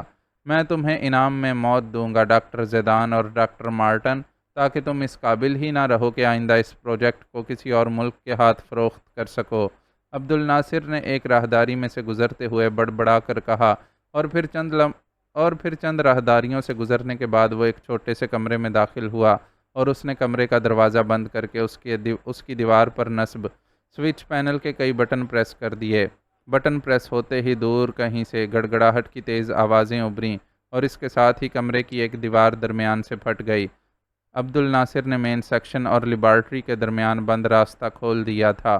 دیوار میں پیدا ہونے والا خلا عبور کر کے وہ ایک تنگ سی راہداری میں سے ہوتا ہوا آگے بڑھتا چلا گیا۔ تھوڑی دیر بعد راہداری کا اختتام ایک سنگل دیوار پر ہوا۔ عبد الناصر نے اس کی سائیڈ پر لگا ہوا ایک بٹن دبایا تو سنگل دیوار تیزی سے کھسک کر ایک طرف ہٹ گئی اور عبد الناصر اب ایک چھوٹے سے کمرے میں پہنچ گیا۔ یہاں ایک دیوار کے ساتھ ایک مشین نصب تھی جس پر مختلف رنگوں کے چھوٹے چھوٹے بلب تیزی سے جل بجھ رہے تھے۔ میں تمہیں ایسا انعام دوں گا ڈاکٹر مارٹن کہ تیری روح صدیوں تک تڑپتی رہے گی، عبد الناصر نے بڑبڑاتے ہوئے کہا، اور اس کے ساتھ ہی اس نے مشین کے نچلے حصے میں سرخ رنگ کا ہینڈل کھینچ لیا۔ ہینڈل کھینچتے ہی کمرے کی سامنے والی دیوار درمیان سے پھٹ کر تیزی سے سائیڈوں میں ہٹتی چلی گئی اور عبد الناصر مطمئن انداز میں دوسری طرف موجود راہداری میں چلتا ہوا آگے بڑھتا گیا۔ اس راہداری کا اختتام لیبارٹری میں ہوتا تھا۔ راہداری کے اختتام پر دروازہ تھا۔ عبد الناصر نے اسے کھولا اور آگے بڑھ گیا۔ اب وہ لیبارٹری کے مین ہال میں موجود تھا جہاں ڈاکٹر زیدان اور اس کے ساتھ 3 اور ڈاکٹر موجود تھے۔ ہیلو ڈاکٹر زیدان، وہ ڈاکٹر مارٹن صاحب کون سے ہیں؟ میں سب سے پہلے انہیں مبارکباد دینا چاہتا ہوں، عبد الناصر نے مسکراتے ہوئے ڈاکٹر زیدان سے مخاطب ہو کر کہا۔ میرا نام ڈاکٹر مارٹن ہے، ایک ادھیڑ عمر آدمی نے آگے بڑھتے ہوئے کہا۔ اوہ، کامیابی پر دلی مبارکباد قبول کرو ڈاکٹر مارٹن، عبد الناصر نے مسکراتے ہوئے کہا۔ شکریہ، واقعی یہ بہت بڑی کامیابی ہے کہ جناب عبد الناصر صاحب مین سیکشن کا راستہ کھول کر یہاں آنے پر مجبور ہو گئے ہیں، ڈاکٹر مارٹن نے مسکراتے ہوئے کہا۔ کیا مطلب؟ عبد الناصر نے چونک کر کہا، کیونکہ ڈاکٹر مارٹن کا یہ فکرہ کچھ عجیب سا تھا۔ مطلب ہے کہ آپ سے ملاقات ہو گئی، ڈاکٹر مارٹن نے مسکراتے ہوئے جواب دیا۔ اوہ اچھا، بہرحال وہ فائنل تجربہ تھا، میں اسے جلد از جلد دیکھنا چاہتا ہوں، عبد الناصر نے قدرے الجھے ہوئے لہجے میں کہا۔ بالکل بالکل، آپ اسے دیکھ کر انتہائی خوش ہوں گے، اس بار ڈاکٹر زیدان نے کہا، اور اس کے ساتھ ہی اس نے اپنے ایک ساتھی کو اشارہ کیا تو اس نے ایک سائیڈ پر موجود بند میز کی سائیڈ پر لگا ہوا بٹن دبایا تو میز کی سطح کسی صندوق کے ڈھکن کی طرح اٹھ کر ایک سائیڈ پر ہو گئی۔ لیجئے جناب، دیکھیے تجربہ، ڈاکٹر زیدان نے کہا، اور عبد الناصر آگے بڑھا۔ اس نے اس صندوق نما میز کے اندر جھانکا ہی تھا کہ اس کا ذہن یک لخت ایک دھماکے سے جیسے اڑ گیا۔ کیا مطلب؟ عبد الناصر کے منہ سے بے اختیار نکلا۔ تجربہ کیسا رہا عبد الناصر؟ ڈاکٹر مارٹن نے اس بار اجنبی آواز میں مسکراتے ہوئے کہا، اور عبد الناصر کو یوں محسوس ہوا جیسے اس کے ذہن کو کسی نے پوری قوت سے لٹو کی طرح گھما دیا ہو، اور اس کے ساتھ ہی اس کے حواس اس کا ساتھ چھوڑ گئے، کیونکہ اس نے اس صندوق نما میز کے اندر ڈاکٹر زیدان کے ساتھ اور انسانی لاشیں ایک دوسرے کے ساتھ پڑی ہوئی دیکھ لی تھیں، اور اجنبی آواز کا مطلب تھا کہ وہ مارٹن مر چکا ہے۔ زیرو سیکشن کا انچارج سعد اپنے شیشے کے کیبن میں بیٹھا ایک سائنسی رسالے کے مطالعے میں مصروف تھا کہ اچانک ایک تیز سیٹی کی آواز اسے حال میں سنائی دی، اور سعد یہ آواز سنتے ہی بے اختیار اچھل پڑا۔ سیٹی کی آواز مسلسل سنائی دے رہی تھی۔ سعد نے رسالہ ایک طرف پھینکا اور سیدھا ہو کر اس نے سامنے میز پر پڑی ہوئی مشین کے مختلف بٹن دبانے شروع کر دیے۔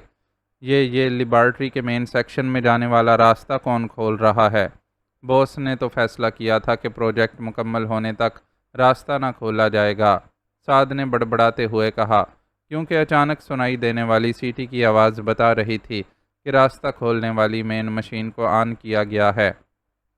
بٹن دبتے ہی سیٹی کی آواز سنائی دینا بند ہو گئی، اور اس کے ساتھ ہی مشین کی ایک سائیڈ پر مختلف بلب تیزی سے جلنے بجھنے لگے، اور ان بلبوں کے درمیان ایک چھوٹی سی سکرین روشن ہو گئی۔ اس پر جو منظر ابھرا اسے دیکھ کر سعد کے منہ سے بے اختیار اطمینان بھرا سانس نکل گیا، کیونکہ سکرین پر چیف باس خود نظر آ رہا تھا۔ وہ اس وقت مین مشین کے آپریٹ ہو جانے کے بعد لیبارٹری کی طرف جانے والی راہداری میں سے گزر رہا تھا۔ چیف باس نے فیصلہ تبدیل کر دیا، مگر کیوں؟ کم از کم قواعد کے مطابق مجھے تو مطلع کیا جاتا، سعد نے ہونٹ چباتے ہوئے کہا۔ یہ بات طے تھی کہ جب بھی چیف باس مین سیکشن کا کوئی راستہ کھولے گا، زیرو سیکشن کو پیشگی اطلاع دی جائے گی کہ تاکہ زیرو سیکشن اس کی مکمل نگرانی کرتا رہے، اور ہمیشہ اسی طرح عمل ہوتا رہا تھا۔ لیکن آج پہلی بار چیف باس نے اس کی خلاف ورزی کی تھی، اور زیرو سیکشن کو اطلاع دیے بغیر ہی لیبارٹری والا راستہ کھول دیا تھا، اور اس بات پر سعد کو حیرت ہو رہی تھی۔ راہداری کراس کر کے باس اوپننگ سیکشن میں پہنچ گیا، اس کے ہونٹ ہل رہے تھے، اس لیے سعد نے فوراً مشین کے 2 بٹن دبا دیے، اور اس کے ساتھ ہی چیف باس کی بڑبڑاہٹ بھری آواز سنائی دی۔ وہ کسی ڈاکٹر مارٹن اور انعام کی بات کر رہا تھا۔ اسی لمحے سامنے والی دیوار کھل گئی، اور چیف باس اسے کراس کر کے دوسری راہداری میں داخل ہو گیا۔ سعد نے جلدی سے کچھ اور بٹن دبا دیے۔ اب زیرو پوائنٹ اس لیبارٹری کو بھی چیک کر رہا تھا۔ یہ ایسا سسٹم تھا جس میں ایک جدید ساخت کی شعاؤں سے کام لیا جاتا تھا جو انسانی آنکھ سے نظر نہ آتی تھیں، اس لیے کسی کو بھی معلوم نہ ہو سکتا تھا کہ اسے کس مشین پر دیکھا اور سنا جا رہا ہے۔ چیف باس نے بڑی گراں قیمت ادا کر کے یہ سسٹم ایک نوجوان سائنسدان سے خریدا تھا۔ اس راہداری کے اختتام پر دروازہ تھا۔ چیف باس نے دروازہ کھولا اور آگے بڑھ گیا۔ اس کے ساتھ ہی سکرین پر منظر بدلا، اور لیبارٹری کا منظر نمودار ہوا جہاں سائنسدان موجود تھے۔ ان کے لباسوں پر موجود سفید اوورال سے اس نے انہیں پہچانا تھا، ورنہ اس سے پہلے اسے کبھی لیبارٹری چیک کرنے کی ضرورت ہی نہ پڑی تھی۔ ہیلو ڈاکٹر زیدان، وہ ڈاکٹر مارٹن صاحب کون سے ہیں؟ میں سب سے پہلے انہیں مبارکباد دینا چاہتا ہوں۔ چیف باس کی آواز سنائی دی۔ وہ ایک لمبے قد اور بھاری جسم کے آدمی سے مخاطب تھا، اور سعد سمجھ گیا کہ یہی لیبارٹری کا انچارج ڈاکٹر زیدان ہے۔ اسی لمحے ایک دوسرے آدمی نے آگے بڑھ کر اپنا تعارف بطور ڈاکٹر مارٹن کرایا، تو چیف باس نے اسے مبارکباد دی اور اس کے ساتھ ہی فائنل تجربہ دیکھنے کا اشتیاق ظاہر کیا۔ تو کوئی فائنل تجربہ دیکھنے کے لیے چیف باس نے راستہ کھولا ہے، سعد نے بڑبڑاتے ہوئے کہا۔ اسی لمحے اس ڈاکٹر مارٹن نے ایک بند میز کی سائڈ پر کوئی بٹن دبایا، تو میز کا اوپر کا حصہ کسی صندوق کے ڈھکن کی طرح کھل کر دوسری طرف گر گیا۔ لیجیے جناب، دیکھیے تجربہ، ڈاکٹر زیدان نے کہا، تو سعد نے جلدی سے ایک ناب کو گھما کر ایک بٹن دبایا۔ اسی لمحے چیف باس نے اس صندوق کے اندر جھانکا۔ کیا مطلب؟ چیف باس نے حیرت سے چیختے ہوئے کہا، اور اس کے ساتھ ہی سعد بھی بے اختیار کرسی سے اچھل پڑا، کیونکہ ناب گھمانے اور بٹن دبانے سے سکرین پر اس صندوق کا اندرونی حصہ نظر آنے لگ گیا تھا، اور سعد کا دماغ بھی بھک سے اڑ گیا، کیونکہ باہر موجود افراد کی لاشیں اس صندوق میں پڑی ہوئی صاف دکھائی دے رہی تھیں، البتہ ان لاشوں کی تعداد زیادہ تھی۔ تجربہ کیسا رہا عبد الناصر؟ ڈاکٹر مارٹن کے منہ سے آواز نکلی، اور سعد کی آنکھیں حیرت اور خوف سے پھیلتی چلی گئیں، کیونکہ اس بار آواز بھی مختلف تھی اور لہجہ بھی۔ اسی لمحے اس نے چیف باس کو لہرا کر نیچے فرش پر گرتے دیکھا تو اس کے ہونٹ بھینچ گئے۔ اسے فوری طور پر کسی شدید ترین خطرے کا احساس ہوا۔ اس کے ساتھ ہی مشین سے کہکہوں کی آوازیں نکلیں۔ بیچارہ عبد الناصر اس تجربے کو برداشت نہیں کر سکا۔ اس ڈاکٹر زیدان نے اس بار ایشیائی زبان میں کہا، اور اس بار سعد بری طرح چونک پڑا۔ اس کے ذہن میں فوراً ہی پاک ایشیائی سیکرٹ ایجنٹوں کا خیال آیا۔ اوہو، تو یہ بات ہے۔ اوہ، سعد نے انتہائی بوکھلائے ہوئے لہجے میں کہا، اور اس کے ساتھ ہی دوڑتا ہوا اس کیبن سے نکلا اور ہال کے کونے میں ایک مشین کی طرف اس طرح جھپٹا جیسے چیل گوشت پر جھپٹتی ہے۔ اس نے بجلی کسی تیزی سے اس کے مختلف بٹن دبائے اور ایک ہینڈل کو کھینچا تو مشین ایک گونج کی آواز کے ساتھ ہی خاموش ہو گئی، اور سعد بے اختیار پیچھے ہٹ گیا۔ اس نے اس مشین کی مدد سے وہ راستہ دوبارہ بند کر دیا تھا جس سے گزر کر چیف باس لیبارٹری میں گیا تھا، لیکن بہرحال چیف باس تو اب بھی لیبارٹری میں ہی تھا۔ وہ واپس دوڑتا ہوا شیشے کے کیبن میں آیا تو سکرین آف ہو چکی تھی۔ راستہ بند ہونے سے زیرو لائن ویو بھی بند ہو چکی تھی۔ اس نے بجلی کسی تیزی سے فون کا ریسیور اٹھایا اور تیزی سے نمبر ڈائل کرنے شروع کر دیے۔ یس، ابو العاصم بول رہا ہوں۔ رابطہ قائم ہوتے ہی ابو العاصم کی آواز سنائی دی۔ غضب ہو گیا ابو العاصم، میں سعد بول رہا ہوں، 0 سیکشن سے۔ چیف باس دشمنوں کی قید میں ہیں اور دشمنوں نے لیبارٹری پر قبضہ کر رکھا ہے۔ غضب ہو گیا ہے ابو العاصم، سعد نے حلق کے بل چیختے ہوئے کہنا شروع کر دیا۔ کیا کہہ رہے ہو سعد؟ کیا تم پاگل ہو گئے ہو؟ کیا کہہ رہے ہو؟ کن دشمنوں کی بات کر رہے ہو اور چیف باس کے متعلق کیا کہہ رہے ہو؟ دوسری طرف سے ابو العاصم کی انتہائی حیرت بری آواز سنائی دی۔ میں بتاتا ہوں تمہیں کہ کیا ہوا ہے۔ میں 0 سیکشن میں بیٹھا تھا کہ لیبارٹری والے راستے کو کھولا گیا۔ مشین کی مخصوص سیٹی نے مجھے چونکا دیا۔ میں نے چیک کیا تو پتہ چلا کہ لیبارٹری والا راستہ چیف باس نے کھولا ہے، بغیر مجھے اطلاع دیے۔ میں حیران ہو گیا، لیکن میں دیکھتا رہا۔ چیف باس لیبارٹری پہنچے اور وہاں ڈاکٹر زیدان اور دوسرے سائنسدان موجود تھے۔ پھر ایک صندوق نما میز کھولی گئی اور ابو العاصم اس میں انہی سائنسدانوں کی لاشیں موجود تھیں جو باہر کھڑے تھے، اور اسی لمحے اس ڈاکٹر زیدان نے ایشیائی زبان میں بات کی، اور پھر چیف باس اس منظر کو دیکھ کر بے ہوش ہو گئے۔ میں نے فوراً ہی وہ راستہ بند کر دیا اور تمہیں فون کر رہا ہوں۔ لیبارٹری کے اصل سائنسدان قتل ہو چکے ہیں، اور وہاں ان پاک ایشیائی خطرناک سیکرٹ ایجنٹوں کا قبضہ ہے، اور چیف باس بھی ان کے قبضے میں ہے۔ اب کیا کریں؟ سعد نے تیز لہجے میں ساری بات بتا دی۔ اوہو، ویری بیڈ، اس کا مطلب ہے کہ یہ سیکرٹ ایجنٹ شٹل میں ہلاک نہیں ہوئے بلکہ لیبارٹری کے اندر پہنچ گئے۔ ویری بیڈ، تم کسی طرح اس لیبارٹری میں کوئی ایسی گیس ڈال سکتے ہو جس سے یہ بے ہوش ہو جائیں؟ ابو العاصم نے چیختے ہوئے کہا۔ اوہو، ہاں مجھے یاد آ گیا، بالکل ہو سکتا ہے، سعد نے چیختے ہوئے کہا، اور ریسیور کریڈل پر پٹک کر وہ ایک بار پھر دوڑتا ہوا ہال میں آ گیا، اور اس نے ایک اور مشین کے اوپر لگا ہوا بٹن دبایا اور اسے آپریٹ کرنا شروع کر دیا۔ 15 منٹ بعد جیسے ہی اس نے مشین بند کی، اسی لمحے ایک لمبا تڑنگا آدمی دوڑتا ہوا ہال میں داخل ہوا۔ اس کے ساتھ 2 اور آدمی بھی تھے۔ یہ بلاسٹک سیکشن کا انچارج ابو العاصم اور اس کے ساتھی تھے۔ کچھ ہوا؟ ابو العاصم نے کہا۔ ہاں، میں نے زیرو لیبارٹری میں زیرو فاگ گیس پھیلا دی ہے، اس سے وہ سب بے ہوش ہو چکے ہیں، چیف باس سمیت۔ سعد نے کہا۔ پہلے چیک کر لو، یہ انتہائی خطرناک ایجنٹ ہیں۔ ابو العاصم نے کہا۔ چیک کرنے کے لیے راستہ کھولنا پڑے گا، تب ہی زیرو لائن اوپن ہوگی، سعد نے جواب دیا۔ جب وہ بے ہوش ہو چکے ہوں گے تو پھر راستہ کھولنے میں کیا خوف ہے؟ جلدی کرو، ہم نے بھی تو انہیں ہلاک کرنے جانا ہے۔ ابو العاصم نے کہا تو سعد سر ہلاتا ہوا اس مشین کی طرف بڑھ گیا جسے پہلے آپریٹ کر کے اس نے راستہ بند کیا تھا۔ مشین کو آپریٹ کر کے وہ تیزی سے مڑا اور کیبن کی طرف دوڑ پڑا۔ راستہ کھل چکا تھا اور اب وہ ان کی پوزیشن زیرو لائن پر چیک کرنا چاہتا تھا۔ ابو العاصم اور اس کے ساتھی بھی اس کے پیچھے تھے۔ کیبن میں موجود سکرین روشن ہو چکی تھی اور اس میں لیبارٹری کا منظر نظر آ رہا تھا۔ لیبارٹری کے فرش پر وہ سائنسدان ٹیڑھے میڑھے انداز میں پڑے ہوئے تھے۔ چیف باس بھی وہیں پڑا دکھائی دے رہا تھا۔ یہ تو اصل سائنسدان ہیں، تم تو کہہ رہے تھے کہ ابو العاصم نے انتہائی حیرت بھرے لہجے میں کہا۔ اصل لاشوں کی صورت میں اس صندوق نما میز کے اندر پڑے ہیں، میں نے خود دیکھے ہیں، اب انہوں نے صندوق بند کر رکھا ہے، سعد نے کہا تو ابو العاصم نے اس بات میں سر ہلا دیا۔ لیکن یہ تو مجھے زخمی نظر آ رہے ہیں، ابو العاصم نے کہا۔ یہ میک اپ میں ہیں باس، تمہیں پڑا ہوا نظر نہیں آ رہا؟ سعد اپنی بات پر اڑا ہوا تھا۔ اوکے، پھر ان کا فوری خاتمہ ضروری ہے، ابو العاصم نے مڑتے ہوئے کہا، لیکن سعد نے بھی ساتھ چلنے کی خواہش ظاہر کر دی۔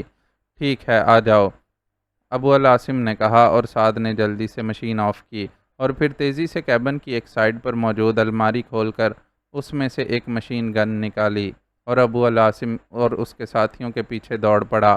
وہ اب خاصا پرجوش نظر آ رہا تھا۔ اب میں اس عبد الناصر کو اس کی بل سے نکال لاؤں گا، عمران نے میک اپ سے فارغ ہوتے ہوئے کہا۔ وہ اس وقت ساتھیوں سمیت لیبارٹری میں موجود تھا۔ یہاں پہنچتے ہی عمران اور اس کے ساتھیوں کو یہاں موجود سائنسدانوں کو بھی ختم کرنا پڑا، کیونکہ ایک سائنسدان نے بجلی کسی تیزی سے ایک بوتل میں موجود قاتل جراثیم عمران پر پھینکنے چاہے تھے اور عمران کو مجبوراً فائر کھولنا پڑا، اور اس کے فائر کھولتے ہی اس کے ساتھیوں نے بھی مشین پسٹل کے ٹریگر دبا دیے اور نتیجہ یہ کہ ایک لمحے میں گولیاں سب سائنسدانوں کو چاٹ گئیں۔ اس کے بعد عمران کے کہنے پر ڈاکٹر زیدان کی لاش بھی اس ڈاکٹر والے کمرے سے یہاں لائی گئی اور صفدر نے ایک میک اپ باکس بھی تلاش کر ڈالا۔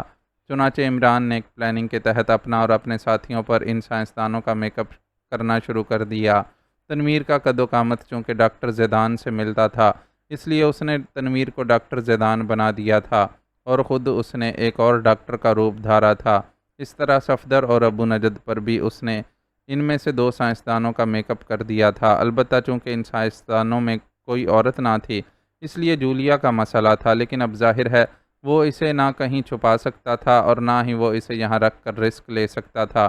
چنانچہ اس نے اس کے چہرے پر مردانہ میک اپ کر دیا تھا اور وہ اب ایک نوجوان سائنسدان لگ رہی تھی۔ ان میں ایک نوجوان سائنسدان بھی موجود تھا جس کے سر میں گولی لگی تھی۔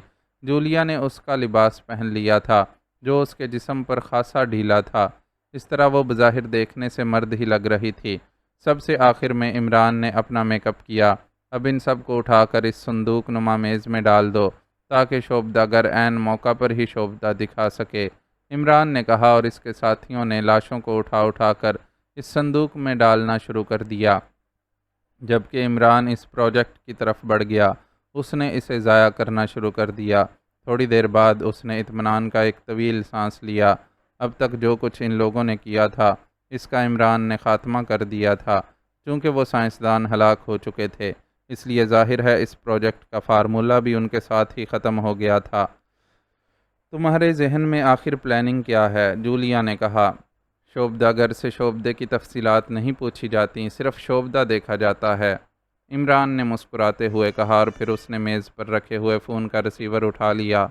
یس، secretary to chief boss. Receiver اٹھاتے ہی ایک آواز سنائی دی۔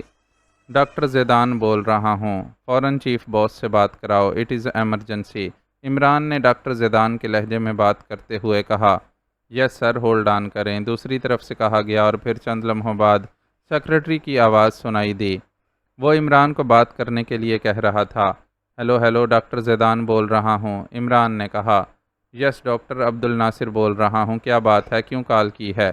دوسری طرف سے ایک آواز سنائی دی، باس انتہائی زبردست خوشخبری ہے، ڈاکٹر مارٹن نے حیرت انگیز کارنامہ سر انجام دیا ہے، پروجیکٹ مکمل ہو چکا ہے۔ عمران نے انتہائی پرجوش لہجے میں کہا، پروجیکٹ مکمل ہو گیا ہے؟ ابھی سے؟ وہ کیسے؟ ابھی تو تم کہہ رہے تھے کہ خاصا عرصہ لگ جائے گا، ابھی وہ رکاوٹ دور ہو رہی ہے۔ عبد الناصر کی حیرت بری آواز سنائی دی اور عمران نے جواب میں اسے بتایا کہ کس طرح 33 زاکم 4 کے استعمال کرنے سے غیر متوقع طور پر حیرت انگیز نتائج سامنے آئے ہیں، اور پھر تھوڑی دیر کی گفتگو کے بعد آخرکار عمران اپنے مقصد میں کامیاب ہو گیا، اور پھر فائنل تجربے کا کہہ کر اور ڈاکٹر مارٹن کو انعام دینے کی بات کر کے آخرکار اس نے عبد الناصر کو اس بات پر آمادہ کر ہی لیا کہ وہ لیبارٹری میں آ جائے۔ دیکھا، آخرکار میں نے شعبدہ دکھا ہی دیا کہ وہ مین سیکشن سے یہاں آنے پر تیار ہو گیا، اب وہ دوسرا شعبدہ دیکھے گا۔ عمران نے ریسیور رکھ کر مسکراتے ہوئے کہا، آپ نے واقعی شعبدہ دکھایا ہے عمران صاحب، ورنہ یہ چیف باس انتہائی وہمی آدمی ہے۔ ابو نجد نے مسکراتے ہوئے کہا، اب ہم نے انتہائی محتاط رہنا ہے، کیونکہ ہمیں یہ معلوم نہیں کہ وہ مخصوص راستہ کہاں سے نمودار ہوگا، عمران نے کہا، اور سب ساتھیوں نے سر ہلا دیا۔ پھر تقریباً 15 منٹ تک انتظار کے بعد اچانک لیبارٹری ہال کے مشرق کی طرف موجود ایک بند دروازہ کھلا اور ایک آدمی اندر داخل ہوا۔ چونکہ عمران مادام تاؤ سے اس کا حلیہ معلوم کر چکا تھا، اس لیے وہ دیکھتے ہی پہچان گیا کہ یہی عبد الناصر ہے، اور پھر جب وہ بولا تو عمران کو مکمل یقین ہو گیا۔ اس نے آتے ہی ڈاکٹر مارٹن کا پوچھا، اور عمران نے آگے بڑھ کر اپنے آپ کو ڈاکٹر مارٹن کے طور پر متعارف کرا دیا، کیونکہ عبد الناصر کے اس طرح پوچھنے سے ہی وہ سمجھ گیا تھا کہ وہ صرف ڈاکٹر زیدان کو جانتا ہے، باقی کسی سے تعارف نہیں ہے۔ عبد الناصر نے عمران کو مبارکباد دینے کے بعد فائنل تجربے کی بات کی تو عمران نے اس صندوق نما میز کا بٹن دبایا تو اس کا ڈھکنا کھل کر دوسری طرف گر گیا۔ لیجئے جناب، دیکھیے تجربہ، اسی لمحے تنویر نے کہا، اور عبد الناصر نے آگے بڑھ کر جیسے ہی صندوق کے اندر پڑی ہوئی سائنسدانوں کی لاشیں دیکھیں وہ بری طرح اچھل پڑا۔ اس کا چہرہ انتہائی حیرت سے یکلخت بگڑ گیا تھا۔ کیا مطلب؟ عبد الناصر کے منہ سے بے اختیار نکلا۔ تجربہ کیسا رہا عبد الناصر؟ اس بار عمران نے اپنی اصل آواز میں کہا تو عبد الناصر کا بگڑا ہوا چہرہ انتہائی تیزی سے بگڑا، اور اس کے ساتھ ہی وہ لہرا کر نیچے فرش پر گرا اور بے ہوش ہو گیا۔ بس اس برتے پر چیف باس بنے بیٹھے تھے، عمران نے مسکراتے ہوئے کہا، اور اس کے سارے ساتھی بے اختیار ہنس پڑے۔ مگر اسی لمحے کھٹاک کھٹاک کی تیز آوازیں اس دروازے کی عقبی طرف سے گونجیں جس میں سے گزر کر عبد الناصر آیا تھا، اور اس کے ساتھ ہی چھت کے ایک خانے میں ہلکی سی کٹک کی آواز ابھری اور پھر خاموشی چھا گئی۔ اوہ ویری بیڈ، راستہ بند کر دیا گیا ہے، اس کا مطلب ہے کہ ہمیں چیک کیا جا رہا ہے، عمران نے اچھلتے ہوئے کہا۔ اوہ پھر فوراً یہاں سے نکل چلیں، کہیں وہ پھر گولیوں کی بارش نہ کر دیں، ابو نجد نے گھبرائے ہوئے لہجے میں کہا۔ جلدی کرو، اس صندوق سے لاشیں نکال کر یہاں ادھر ادھر فرش پر لٹا دو جس جگہ ہم کھڑے ہیں، لاشیں اس طرح ڈالو کہ چھت سے دیکھنے سے ان کے چہرے نظر نہ آئیں، جلدی کرو، عمران نے چیخ کر کہا، اور اس کے ساتھ ہی اس نے جھک کر ڈاکٹر زیدان کی لاش کو بازو سے پکڑ کر باہر کھینچا اور ایک طرف فرش پر لٹانا شروع کر دیا۔ باقی ساتھی بھی اس کے اس حکم کی بجائے تسمیہ نہ سمجھ سکنے کے باوجود لاشعوری طور پر اس کی تکمیل میں لگ گئے، اور چند لمحوں بعد وہ لاشوں کو باہر لٹا چکے تھے۔ باقی لاشوں کو ادھر دوسرے کمرے میں ڈال دو، جلدی کرو، عمران نے کہا، اور باقی 3 لاشوں کو اس کے ساتھیوں نے اٹھا کر ملحقہ کمرے میں جا پھینکا، اور عمران نے بٹن دبا کر صندوق بند کر دیا، اور اپنے ساتھیوں کو لے کر وہ فوری طور پر راہداری میں آ گیا۔ راہداری کا دروازہ اس نے ذرا سا کھلا رکھا تھا جہاں سے لیبارٹری واضح طور پر نظر آ رہی تھی۔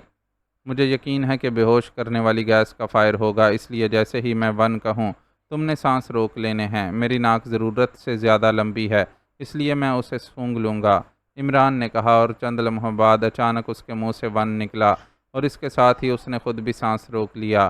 چھت سے نیلگوں رنگ کے دھوئیں کا مرغولا اٹھتا ہوا ان سب کو نظر آیا تھا۔ عمران نے آہستہ سے دروازہ بند کر دیا۔ ویسے گیس کے رنگ کو دیکھتے ہی عمران سمجھ گیا کہ یہ عام طور پر استعمال ہونے والی زیرو فاگ گیس ہے، جو انتہائی زود اثر ہونے کے ساتھ ساتھ فوراً ہی اپنے اثرات بھی غائب کر لیتی ہے۔ عمران سمیت سب ساتھیوں نے سانس روکے ہوئے تھے، اور عمران دل ہی دل میں 100 تک گنتی گنتا رہا تھا، کیونکہ اسے معلوم تھا کہ اس کے ساتھی زیادہ دیر تک سانس نہ روک سکیں گے۔ جب گنتی پوری ہو گئی تو عمران بول پڑا، عمران نے وہی پہلے والا اشارہ استعمال کیا اور اس کے ساتھ ہی اس کے ساتھیوں کی تیز تیز سانس لینے کی آوازیں ابھریں، اور پھر اس سے پہلے کہ مزید کوئی بات ہوتی، اچانک اس دروازے کے پیچھے سے دوبارہ ویسی آوازیں ابھریں جہاں سے عبد الناصر آیا تھا، جیسی اس کے آنے سے پہلے سنائی دی تھیں، اور اس کے ساتھ ہی چھت کے اس خانے سے کٹک کی ہلکی سی آواز ابھری اور عمران کے لبوں پر ہلکی سی مسکراہٹ کی لکیر پھیل گئی۔ وہ سمجھ گیا تھا کہ اس کی پلاننگ کامیاب ہو گئی ہے، وہ اب یہی سمجھیں گے عبد الناصر کے ساتھ عمران اور اس کے ساتھی بھی لیبارٹری میں بے ہوش پڑے ہوئے ہیں، اور عمران یہی تاثر پیدا کرنا چاہتا تھا تاکہ وہ مطمئن ہو کر یہاں آ سکیں، ورنہ راستہ بند ہو جانے سے عمران اور اس کے ساتھی ایک بار پھر پھنس گئے تھے۔ صرف عبد الناصر کی موت ہی مسئلے کا حل نہ تھا، بوگانو تنظیم کے اصل ہیڈ کوارٹر کا خاتمہ ہونا ضروری تھا۔ پھر تقریباً 6-7 منٹ بعد اچانک مین سیکشن سے آنے والا دروازہ ایک دھماکے سے کھلا اور 4 آدمی ہاتھوں میں مشین گنیں لیے تیزی سے اندر داخل ہوئے، اور اس کے ساتھ ہی لیبارٹری مشین گنوں کی ریٹ ریٹ سے گونج اٹھی۔ فرش پر پڑی ہوئی لاشوں میں مشین گنوں کی گولیاں اترتی جا رہی تھیں، اور عمران کے ساتھی عمران کی اس پیش بینی اور اس کی پلاننگ پر نہ صرف حیران ہو رہے تھے بلکہ انہیں محسوس ہو رہا تھا جیسے یہ گولیاں ان لاشوں کی بجائے ان کے جسموں میں اتر رہی ہوں، کیونکہ اگر عمران ان کے ساتھ نہ ہوتا تو یقیناً اس وقت یہی منظر ہوتا کہ وہ لیبارٹری کے فرش پر بے ہوش پڑے ہوتے اور 4 افراد ان کے جسم چھلنی کر رہے ہوتے۔ بس کافی ہے، اب ان کی موت میں کوئی شک نہیں رہا، اب چیف کو ہوش میں لے آؤ، اچانک ایک آدمی نے کہا، اور اس کے ساتھ ہی فائرنگ رک گئی، لیکن دوسرے لمحے عمران کے ہاتھ میں موجود مشین پسٹل چلنے کی آواز کے ساتھ ہی لیبارٹری ان چاروں کی چیخوں سے گونج اٹھی۔ اس کے ساتھ ہی عمران اچھل کر لیبارٹری میں داخل ہو گیا، اس کی فائرنگ نے ان چاروں کی مشین گنوں کو ان کے ہاتھوں سے نکال دیا تھا۔ وہ چاروں چیختے ہوئے اپنے زخمی ہاتھ پکڑے تقریباً دوہرے ہو رہے تھے۔ لاشوں پر گولیاں برسانا بہادری کے زمرے میں شامل نہیں ہوا کرتا، عمران نے مسکراتے ہوئے کہا، اور اس کے ساتھ ہی اس کے ساتھی بھی مشین پسٹل اٹھائے اندر داخل ہو گئے، اور ان چاروں کی آنکھیں خوف سے تقریباً پھٹ سی گئیں۔ تو تم زندہ ہو؟ اس آدمی نے جس نے فائرنگ روکنے کا کہا تھا پھٹے پھٹے لہجے میں کہا۔ ہاں، اس لیے ہاتھ سر پر رکھ لو ورنہ کھوپڑیاں اڑ جائیں گی، عمران نے سرد لہجے میں کہا، تو ان چاروں کے ہاتھ بے اختیار اٹھ کر ان کے سروں پر پہنچ گئے۔ دیوار کی طرف منہ کر لو، ہم اسلحہ چیک کر لیں، پھر تم سے اطمینان سے باتیں ہوں گی، اور اگر تم نے کوئی ہوشیاری دکھانے کی کوشش کی تو پھر تمہیں ان مردہ سائنسدانوں کی روحوں کے ساتھ بات چیت کرنی پڑے گی، عمران نے کہا، اور وہ چاروں تیزی سے مڑے۔ اسی لمحے ایک آدمی نے یکلخت چھلانگ لگا کر اس دروازے سے نکلنے کی کوشش کی، لیکن اسی لمحے مشین پسٹل کی تڑتڑاہٹ سے وہ چیخا اور منہ کے بل پہلے دروازے سے ٹکرایا اور پھر نیچے گر گیا۔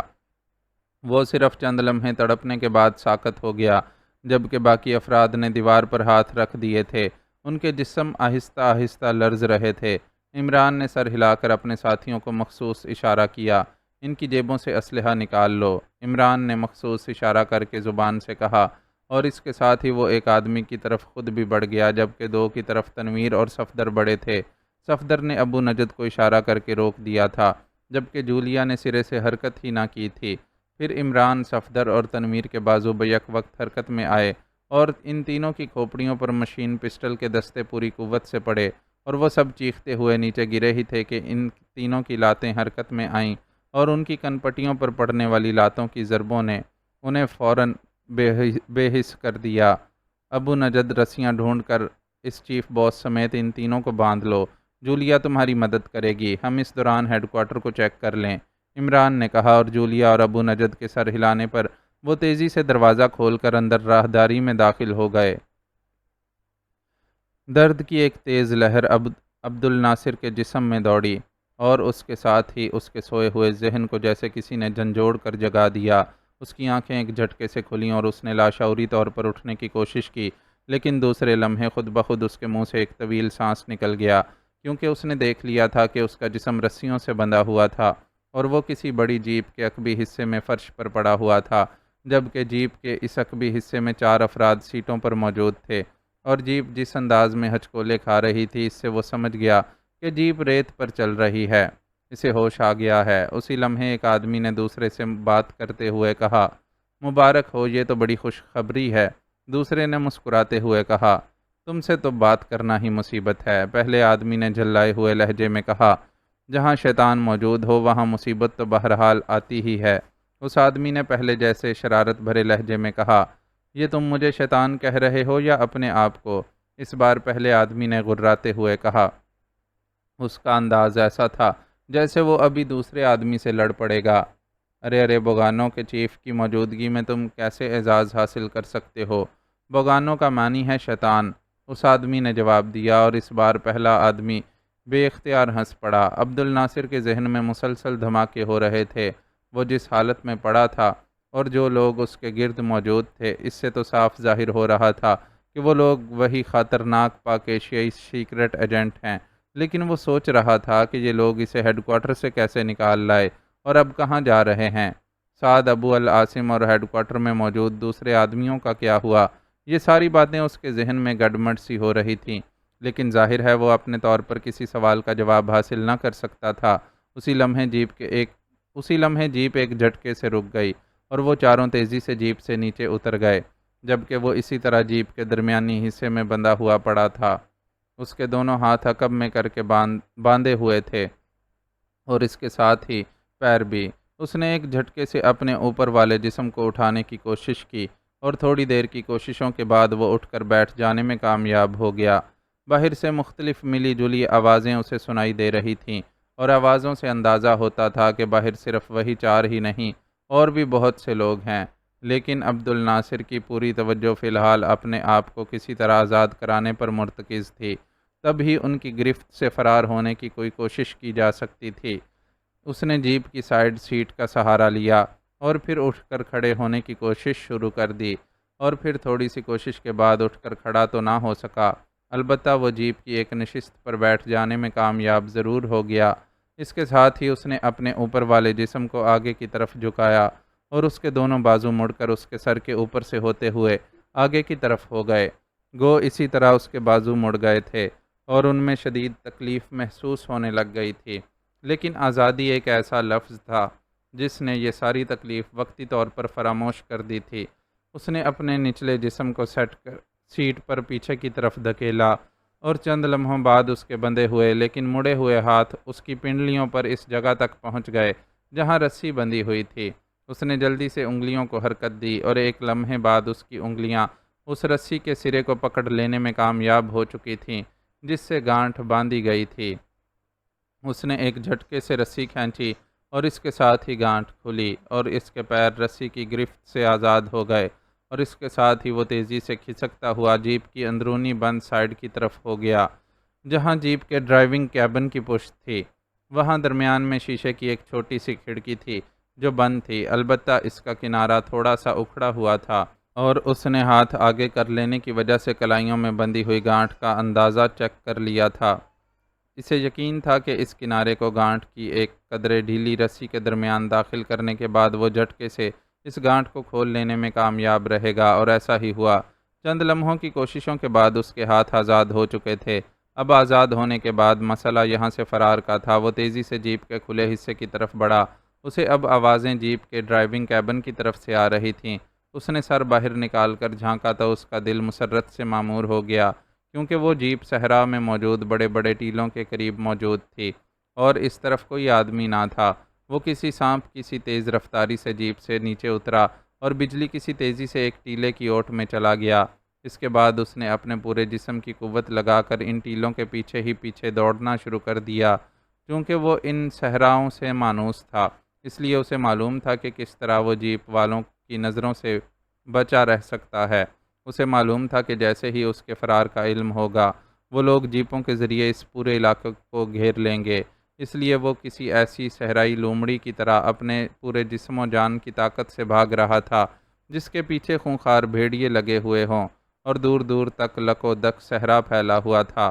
اس کا پورا جسم پسینے میں شرابور ہو گیا تھا، لیکن وہ مسلسل دوڑ رہا تھا۔ اس کی نظریں بار بار کسی نخلستان کی تلاش میں صحرا کو دیکھ رہی تھیں، لیکن دور دور تک صرف ریت کے چھوٹے بڑے ٹیلے ہی نظر آ رہے تھے۔ اس کا سانس بری طرح پھول گیا تھا اور آخرکار وہ ایک جھٹکے سے ریت پر گرا اور بری طرح ہانپنے لگا۔ اسے سخت پیاس محسوس ہو رہی تھی۔ اس کا دل چاہ رہا تھا کہ وہ اٹھ کر پھر دوڑ پڑے، لیکن مسلسل تیز دوڑنے کی وجہ سے اس کا جسم جیسے بے جان سا ہو گیا اور سانس کسی طور بھی قابو میں نہ آ رہا تھا، اس لیے وہ وہیں ٹیلے کی جڑ میں پڑا ہانپتا رہا۔ اچانک دور سے اسے جیپ کی آواز سنائی دی تو وہ بے اختیار اٹھا اور اس کے ساتھ ہی اس نے تیزی سے دونوں ہاتھوں سے ریت ہٹانی شروع کر دی۔ اب اس کے سوا اور کوئی صورت نہ تھی کہ وہ اپنے آپ کو ریت میں چھپا لے۔ تھوڑی دیر بعد اس کا جسم ریت کے اندر غائب ہو چکا تھا اور وہ اوندے منہ پڑا ہوا تھا۔ اس کے سر پر بھی ریت کا ڈھیر تھا، بس ناک اور آنکھوں کے سامنے ریت ہٹی ہوئی تھی۔ اس وجہ سے وہ سانس بھی لے رہا تھا اور اس طرف کو بھی دیکھ رہا تھا جس طرف سے جیپ کی آواز سنائی دے رہی تھی، اور چند لمحوں بعد ایک بڑی سی جیپ نمودار ہوئی اور پھر عبد الناصر نے اپنا سانس بھی روک لیا، لیکن دوسرے لمحے اس کا شعوری طور پر رکا ہوا سانس لاشعوری طور پر رک گیا، کیونکہ جیپ تیزی سے اس ٹیلے کی طرف بڑی چلی آ رہی تھی جس کی جڑ میں وہ پڑا ہوا تھا۔ چند لمحوں بعد جیپ اس سے ذرا دور ایک جھٹکے سے رکی اور اس کے ساتھ ہی ایک آواز سنائی دی، وہ اس ٹیلے کی جڑ میں چھپا ہوا ہے۔ اور اس فکرے کو سنتے ہی عبد الناصر کے دل و ذہن میں ایسی مایوسی کی لہر ابھری کہ اس کا ذہن اس کا ساتھ چھوڑ گیا۔ اسے ایک لمحے کے لیے یوں محسوس ہوا جیسے اس فکرے نے اس کے دل کو واقعی چیر کر رکھ دیا ہو، اور پھر اس کے حواس اس کا ساتھ چھوڑ گئے۔ ریت کے اس وسیع و عریض صحرا کے تقریباً وسط میں ایک پرانی سی عمارت موجود تھی جو کہ اب کھنڈرات میں تبدیل ہو چکی تھی، لیکن اس کے ایک ٹوٹے پھوٹے کمرے کے فرش پر عمران اور اس کے ساتھی جھکے ہوئے تھے۔ وہ اس کے پرانی اینٹوں سے بنے ہوئے فرش کو کھیڑنے میں مصروف تھے۔ تھوڑی دیر بعد فرش کے ایک کونے کے کافی سارے حصے سے اینٹیں اکھڑ گئیں۔ بس کافی ہے، اب مشین لے آؤ، عمران نے سر ہلاتے ہوئے تنویر سے کہا۔ میں لے آیا ہوں، اسی لمحے ابو نجد نے آگے بڑھ کر کہا۔ اس کے ہاتھ میں ایک عجیب ساخت کی مشین تھی۔ عمران نے وہ مشین اس سے لے لی اور پھر اسے اینٹوں سے خالی زمین پر رکھ کر اس نے اس کے مختلف بٹن دبانے شروع کر دیے۔ دوسرے لمحے مشین میں جیسے زندگی کی لہر سی دوڑ گئی۔ اس پر موجود بہت سے چھوٹے بڑے بٹن تیزی سے جلنے بجھنے لگے، لیکن درمیان میں موجود ایک بڑا سا بلب ویسے ہی بجھا ہوا تھا۔ عمران غور سے اسے دیکھتا رہا اور پھر اس نے اس کے بٹن آف کرنے شروع کر دیے۔ بات نہیں بنی، اب اس جگہ کو کھودنا پڑے گا۔ عمران نے مشین کو اٹھا کر ایک طرف رکھتے ہوئے کہا۔ جیپ سے بیلچے لے آؤ، عمران نے کہا، اور صفدر اور تنویر تیزی سے باہر کی طرف مڑ گئے۔ تقریباً 4-5 منٹ بعد وہ واپس آئے تو ان کے ہاتھوں میں بیلچے موجود تھے اور انہوں نے کھدائی کے ماہر مزدوروں کی طرح کھدائی شروع کر دی۔ جولیا اور ابو نجد ایک طرف خاموش کھڑے تھے۔ تھوڑی دیر بعد انہوں نے کافی ساری کھدائی کر ڈالی۔ چونکہ نیچے مٹی کی تہہ کے بعد ریت تھی اس لیے کھدائی آسان تھی۔ بس کافی ہے، اب لنک ہو جائے گا، عمران نے کہا، اور پھر وہ مشین اٹھائے اس گڑھے میں اتر گیا۔ اس نے مشین پہلے کی طرح گڑھے کی نرم زمین پر رکھی اور اس کے بٹن دبانے شروع کر دیے۔ ایک بار پھر مشین میں زندگی کی لہر سی دوڑ گئی اور اس کے بلب جل اٹھے، اور چند لمحوں بعد ایک جھماکے سے وہ بڑا بلب بھی جل اٹھا۔ ویری گڈ، اب کام بن جائے گا، عمران نے ایک ناب گھماتے ہوئے کہا، اور ناب گھومتے ہی اس کے اوپر موجود ڈائل پر سوئی حرکت میں آ گئی، اور جب سوئی حرکت کرتی ہوئی ایک مخصوص حصے پر پہنچی تو عمران نے ہاتھ ہٹا لیا اور پھر اچھل کر وہ گڑھے سے باہر نکل آیا۔ آؤ، اب بوگانوں کے ہیڈ کوارٹر کی مکمل تباہی کا بندوبست ہو گیا ہے، عمران نے مسکراتے ہوئے کہا اور کمرے کے ٹوٹے پھوٹے دروازے کی طرف بڑھ گیا۔ یہ مشین کہیں بند نہ ہو جائے، جولیا نے اس کے ساتھ ہی مڑتے ہوئے کہا۔ ارے نہیں، اس کے اندر موجود طاقتور بیٹری اسے مسلسل 40 گھنٹوں تک چلا سکتی ہے، عمران نے کہا، اور وہ مختلف ٹوٹے پھوٹے کمروں میں سے ہوتے ہوئے عمارت سے باہر آ گئے جہاں 2 بڑی بڑی جیپیں موجود تھیں۔ آگے والی جیپ کے ساتھ لاغوس کا سردار حارث بھی کھڑا تھا۔ اب بوگانوں کے اس چیف باس کو باہر لے آؤ تاکہ اس شیطانی ہیڈ کوارٹر کا خاتمہ اس کے اپنے ہاتھوں سے ہی مکمل ہو سکے، عمران نے کہا، اور صفدر سر ہلاتا ہوا پچھلی جیپ کی طرف بڑھ گیا، جبکہ عمران اور اس کے باقی ساتھی وہیں اگلی جیپ کے ساتھ ہی رک گئے تھے۔ عمران صاحب، عبد الناصر غائب ہے اور رسیاں کھلی پڑی ہیں۔ دوسرے لمحے صفدر کی چیختی ہوئی آواز سنائی دی اور یہ فکرہ ایسا تھا کہ عمران سمیت سب بے اختیار اچھل پڑے۔ کیا کہہ رہے ہو؟ عمران کے منہ سے بے اختیار نکلا اور وہ دوڑتا ہوا جیپ کی طرف بھاگ پڑا۔ باقی ساتھی بھی اس کے پیچھے تھے، حتیٰ کہ سردار حارث بھی ان کے ساتھ ہی بھاگا تھا۔ اسی لمحے صفدر جیپ کی اوٹ سے نمودار ہوا تو اس کے ہاتھ میں 2 رسیاں موجود تھیں۔ اس نے گانٹھیں کھول لی ہیں، یہ رسیاں کٹی ہوئی ہیں، صفدر نے کہا۔ ویری بیڈ، اسے پکڑو، وہ زیادہ دور نہیں جا سکتا۔ حارث تم وہ جیپ لے کر دائیں طرف جاؤ، میں بائیں طرف جاتا ہوں، عمران نے تیز لہجے میں کہا، اور اس کے ساتھ ہی وہ یکلخت ریت پر گرا اور جیپ کے نیچے جھانکنے لگا، لیکن دوسرے لمحے وہ ایک جھٹکے سے اٹھا اور دروازہ کھول کر جیپ کی ڈرائیونگ سیٹ پر بیٹھ گیا۔ دوسری طرف سے جولیا بیٹھ چکی تھی اور عمران نے ایک جھٹکے سے جیپ سٹارٹ کی اور پھر اسے تیزی سے موڑا اور آگے دوڑانے لگا۔ وہ کیسے رسیوں سے آزاد ہو گیا؟ جولیا نے حیرت بھرے لہجے میں کہا۔ بوگانوں کا سپر چیف، مطلب ہے شیطان اعظم جو ہوا، عمران نے جواب دیا، لیکن اس کی نظریں ونڈ سکرین پر اس زاویے پر جمی ہوئی تھیں جیسے وہ ریت کو دیکھ رہا ہو۔ حارث جیپ لے کر ٹیلوں کی اوٹ میں چلا گیا تھا، اس لیے وہ جیپ نظر نہ آ رہی تھی۔ کیا تم اس کے پیروں کے نشانات دیکھ رہے ہو؟ مجھے تو نظر نہیں آ رہے۔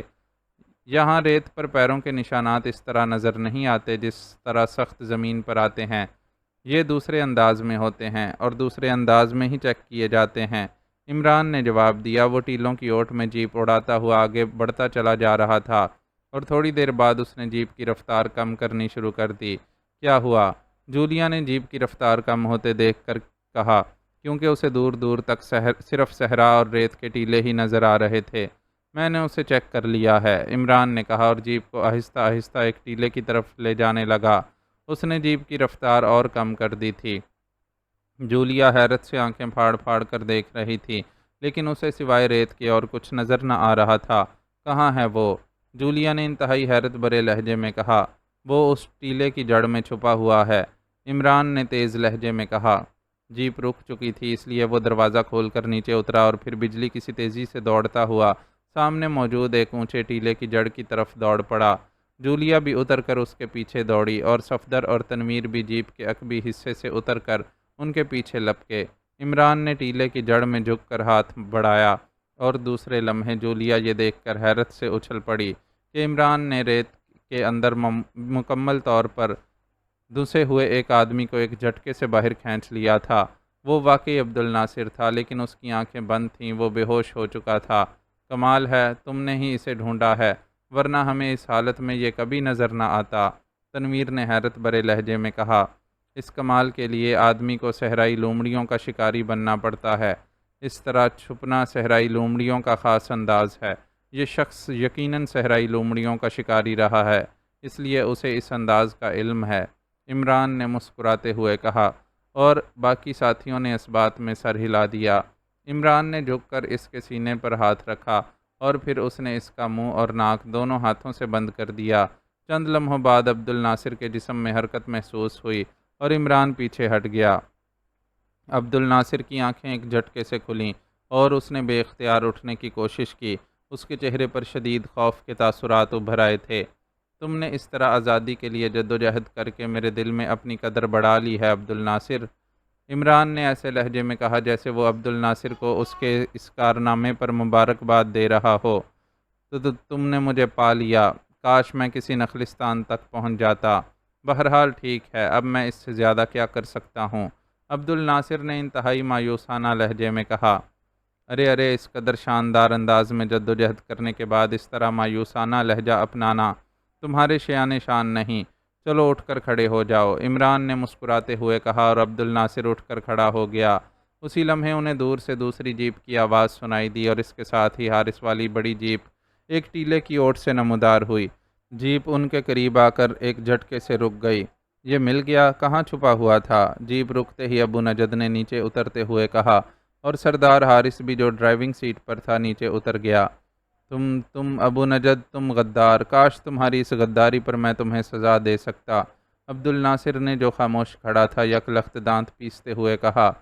ویری گڈ، یہ ہوا نا بوگانوں کے چیف باس کا انداز، عمران نے ہنستے ہوئے کہا اور عبد الناصر نے ہونٹ بھینچ لیے۔ تم مسلمان ہو کر یہودیوں سے ملے ہوئے ہو، تم مسلمانوں کی ہلاکت کے لیے یہودیوں کو انتہائی ہلاکت خیز ہتھیار بنا کر دے رہے ہو۔ میں لعنت بھیجتا ہوں تم پر اور تمہاری اس شیطانی تنظیم پر، ابو نجد نے انتہائی نفرت آمیز لہجے میں کہا۔ اس کے سیکشن چیف کو جیپ سے نیچے اٹھا لاؤ، عمران نے مڑ کر صفدر اور تنویر سے کہا۔ Section chief? کیا مطلب؟ عبد الناصر نے اچھلتے ہوئے کہا۔ فارسی زبان میں ایک مثال ہے کہ مرگ انبوہ جشن دار، یعنی بہت سی موتیں مل کر ایک جشن کا سا سماں بنا دیتی ہیں۔ اور میں اس وقت جشن منانا چاہتا ہوں۔ میں نے سوچا کہ تمہیں بھی اس جشن میں شریک ہونے کا پورا موقع دیا جائے۔ عمران نے مسکراتے ہوئے کہا۔ اوہو، تم یکلخت عبد الناصر نے چیختے ہوئے کہا، اور دوسرے لمحے اس نے پاگلوں کے سے انداز میں عمران پر حملہ کر دیا۔ لیکن عمران بجلی کی سی تیزی سے ایک طرف ہٹا، اور پھر اس سے پہلے کہ عبد الناصر سنبھلتا، عمران کی بھرپور لات اس کی پشت پر پڑی، اور وہ چیختا ہوا منہ کے بل ریت پر گرا ہی تھا کہ عمران نے آگے بڑھ کر اس کی پشت پر اپنا پیر رکھ دیا۔ جولیا، جیپ کے ڈیش بورڈ میں کلپ ہتھ کڑی موجود ہے، وہ لے آؤ، عمران نے سرد لہجے میں کہا، اور جولیا تیزی سے جیپ کی طرف بڑھ گئی۔ عبد الناصر نے اٹھنے کی بے حد کوشش کی، لیکن عمران کے پیر میں نہ جانے کیسی قوت تھی کہ وہ صرف پھڑک رہا تھا، اٹھ نہ سکتا تھا۔ اتنی دیر میں جولیا کلپ ہتھ کڑی لے آئی، اور پھر اس نے خود ہی جھک کر اس کے دونوں بازو پشت پر کر کے کلپ ہتھ کڑی ڈال دی، اور اس کے ساتھ ہی عمران پیچھے ہٹ گیا۔ صفدر تنویر، ابو نجد اور سردار حارث بڑی جیپ کے عقب سے 8 بے ہوش افراد کو لا کر ریت پر لٹا چکے تھے۔ ان کے ہاتھ اور پیر بھی رسیوں سے بندھے ہوئے تھے۔ اسے اٹھا کر کھڑا کر دو، عمران نے جولیا سے کہا، اور خود وہ اپنی جیپ کی طرف بڑھ گیا۔ چند لمحوں بعد وہ واپس آ گیا۔ ان کو ہوش میں لے آؤ تاکہ یہ لوگ بھی بوگانو ہیڈ کوارٹر کی تباہی کے شاندار نظارے سے محظوظ ہو سکیں، عمران نے مسکراتے ہوئے کہا، اور عبد الناصر پہلے تو چونکا، پھر اس کے لبوں پر طنزیہ سی مسکراہٹ ابھر آئی۔ تم نے مجھے اور میرے ساتھیوں کو پکڑ تو لیا ہے، لیکن تم بوگانو ہیڈ کوارٹر کو تباہ نہیں کر سکتے، کبھی نہیں کر سکتے۔ بوگانو ہیڈ کوارٹر قائم رہے گا، اور ہمیشہ قائم رہے گا، عبد الناصر نے یکلخت سرد لہجے میں کہا۔ شیطان کو ہمیشہ یہی دعویٰ رہا ہے کہ وہ آدم سے زیادہ عقل مند ہے، اور اس دعوے نے اسے مردود بنا دیا ہے۔ تمہارا بھی یہی حشر ہوگا عبد الناصر۔ مجھے معلوم ہے کہ تم یہ بات کیوں کر رہے ہو۔ تم نے پورے ہیڈ کوارٹر میں سپر میگان کی ایسی ریز کا جال بچھا رکھا ہے، اور ان ریز کی موجودگی کی وجہ سے ہی تم یہ بات کر رہے ہو، اور مجھے اعتراف ہے کہ ان ریز کی وجہ سے کوئی ڈائنامٹ، کوئی بم تمہارے اس ہیڈ کوارٹر کو تباہ نہیں کر سکتا۔ لیکن تم سے ایک بڑی حماقت ہوئی ہے، اور وہ ہے اینٹی میگان کی ایس ریز کی سرکل مشین کو اپنے پاس رکھنے کی۔ اور تمہاری اطلاع کے لیے بتا دوں کہ میں وہ مشین وہاں سے ساتھ لے آیا ہوں، اور اس مشین کی وجہ سے مجھے قصبہ لاغوت کے ساتھ تمہارے اس قدیم بوگانو معبد تک آنا پڑتا ہے، کیونکہ ان ریز کا سینٹر تقریباً یہی بنتا ہے، اور جب تک اس کے سینٹر کو لنک نہ کیا جائے اس کا سرکٹ نیگیٹو نہیں کیا جا سکتا۔ اور تمہیں فرار ہونے کا موقع بھی اس لیے مل گیا تھا کہ ہم اس پرانے حصہ میں اس مشین کو ایڈجسٹ کرنے میں مصروف تھے، اور مشین آن ہو چکی ہے، اور اس کا آپریٹس میری جیب میں ہے۔ یہ دیکھو، عمران نے انتہائی سنجیدہ لہجے میں کہا، اور جیب سے ایک چھوٹا سا سیاہ رنگ کا چپٹا سا باکس نکال لیا جس پر 2 بٹن اور ایک بلب موجود تھا، اور عبد الناصر کی آنکھیں حیرت اور خوف سے پھیلتی چلی گئیں۔ تمہیں یہ سب کیسے معلوم ہو گیا؟ مجھے اس کا دعویٰ تھا کہ یہ ناقابل شکست ہے، اور دنیا بھر میں کسی کو اس کے بارے میں معلوم نہیں ہے، عبد الناصر نے رک کر کہا۔ اس سے اگر تمہاری مراد ڈاکٹر ونسٹائن سے ہے، جو ان ریز سرکٹ کا موجد ہے، تو پھر اس نے واقعی تمہارے ساتھ چکر کھیلا ہے، کیونکہ یہ ایجاد تو ایکریمیا اور روسیا کی تمام اہم لیبارٹریوں میں استعمال کی جا رہی ہے، اور ہر سائنسدان کی طرح اس ڈاکٹر ونسٹائن میں بھی یہ فطری کمزوری موجود تھی کہ وہ دنیا کو اس ایجاد سے متعارف کرا کر اس کا باقاعدہ کریڈٹ لینا چاہتا تھا۔ چنانچہ اس نے ایک سائنسی رسالے میں اس پر باقاعدہ مقالہ تحریر کر ڈالا، اور گو اس نے اس کے فارمولے کو کامیابی سے چھپا لیا تھا، لیکن بہرحال اس کی ساخت، اس کی ورکنگ اور اس کے نیگیٹو ہونے کے بارے میں تفصیلات اس رسالے میں درج تھیں۔ اور یہ بھی بتا دوں کہ اس کریڈٹ لینے کے شوق نے اس کی زندگی کا بھی چراغ گل کر دیا، کیونکہ وہ یہ ایجاد علیحدہ کریمیا اور روسیا کے ہاتھوں میں فروخت کر چکا تھا، اور اس مضمون کے شائع ہونے کے بعد انہیں خطرہ لاحق ہو گیا تھا کہ اگر اس کی ساخت اور فارمولہ بھی سامنے آ گیا تو ان کی لیبارٹریاں غیر محفوظ ہو سکتی ہیں، اس لیے انہوں نے اسے گولی مروا کر ہلاک کر دیا تھا۔ لیکن بہرحال اس نے تو جو کریڈٹ لینا تھا سو لے لیا، میں نے اس کے مضمون کا کریڈٹ ضرور لے لیا ہے۔ اس طرح بوگانو کا ہیڈ کوارٹر تباہ کرنے کا موقع میسر آ گیا ہے، ورنہ واقعی یہ ہیڈ کوارٹر کسی صورت بھی تباہ نہ ہو سکتا تھا۔ عمران نے جواب میں باقاعدہ تقریر کر ڈالی، اور عبد الناصر کا چہرہ مایوسی کی شدت سے بری طرح لٹک گیا۔ اس کے 8 ساتھی اس دوران ہوش میں آ چکے تھے، اور وہ بندھی ہوئی حالت میں ریت پر لیٹے مایوسانہ انداز میں اپنے چیف باس اور عمران اور اس کے ساتھیوں کو دیکھ رہے تھے۔ تم جس قدر دولت چاہو لے لو، میں یہ وعدہ کرتا ہوں کہ آئندہ یہودیوں کے ساتھ کوئی سودا بازی نہ کروں گا۔ تم مجھے اور میرے ہیڈ کوارٹر کو بخش دو، عبد الناصر نے کہا۔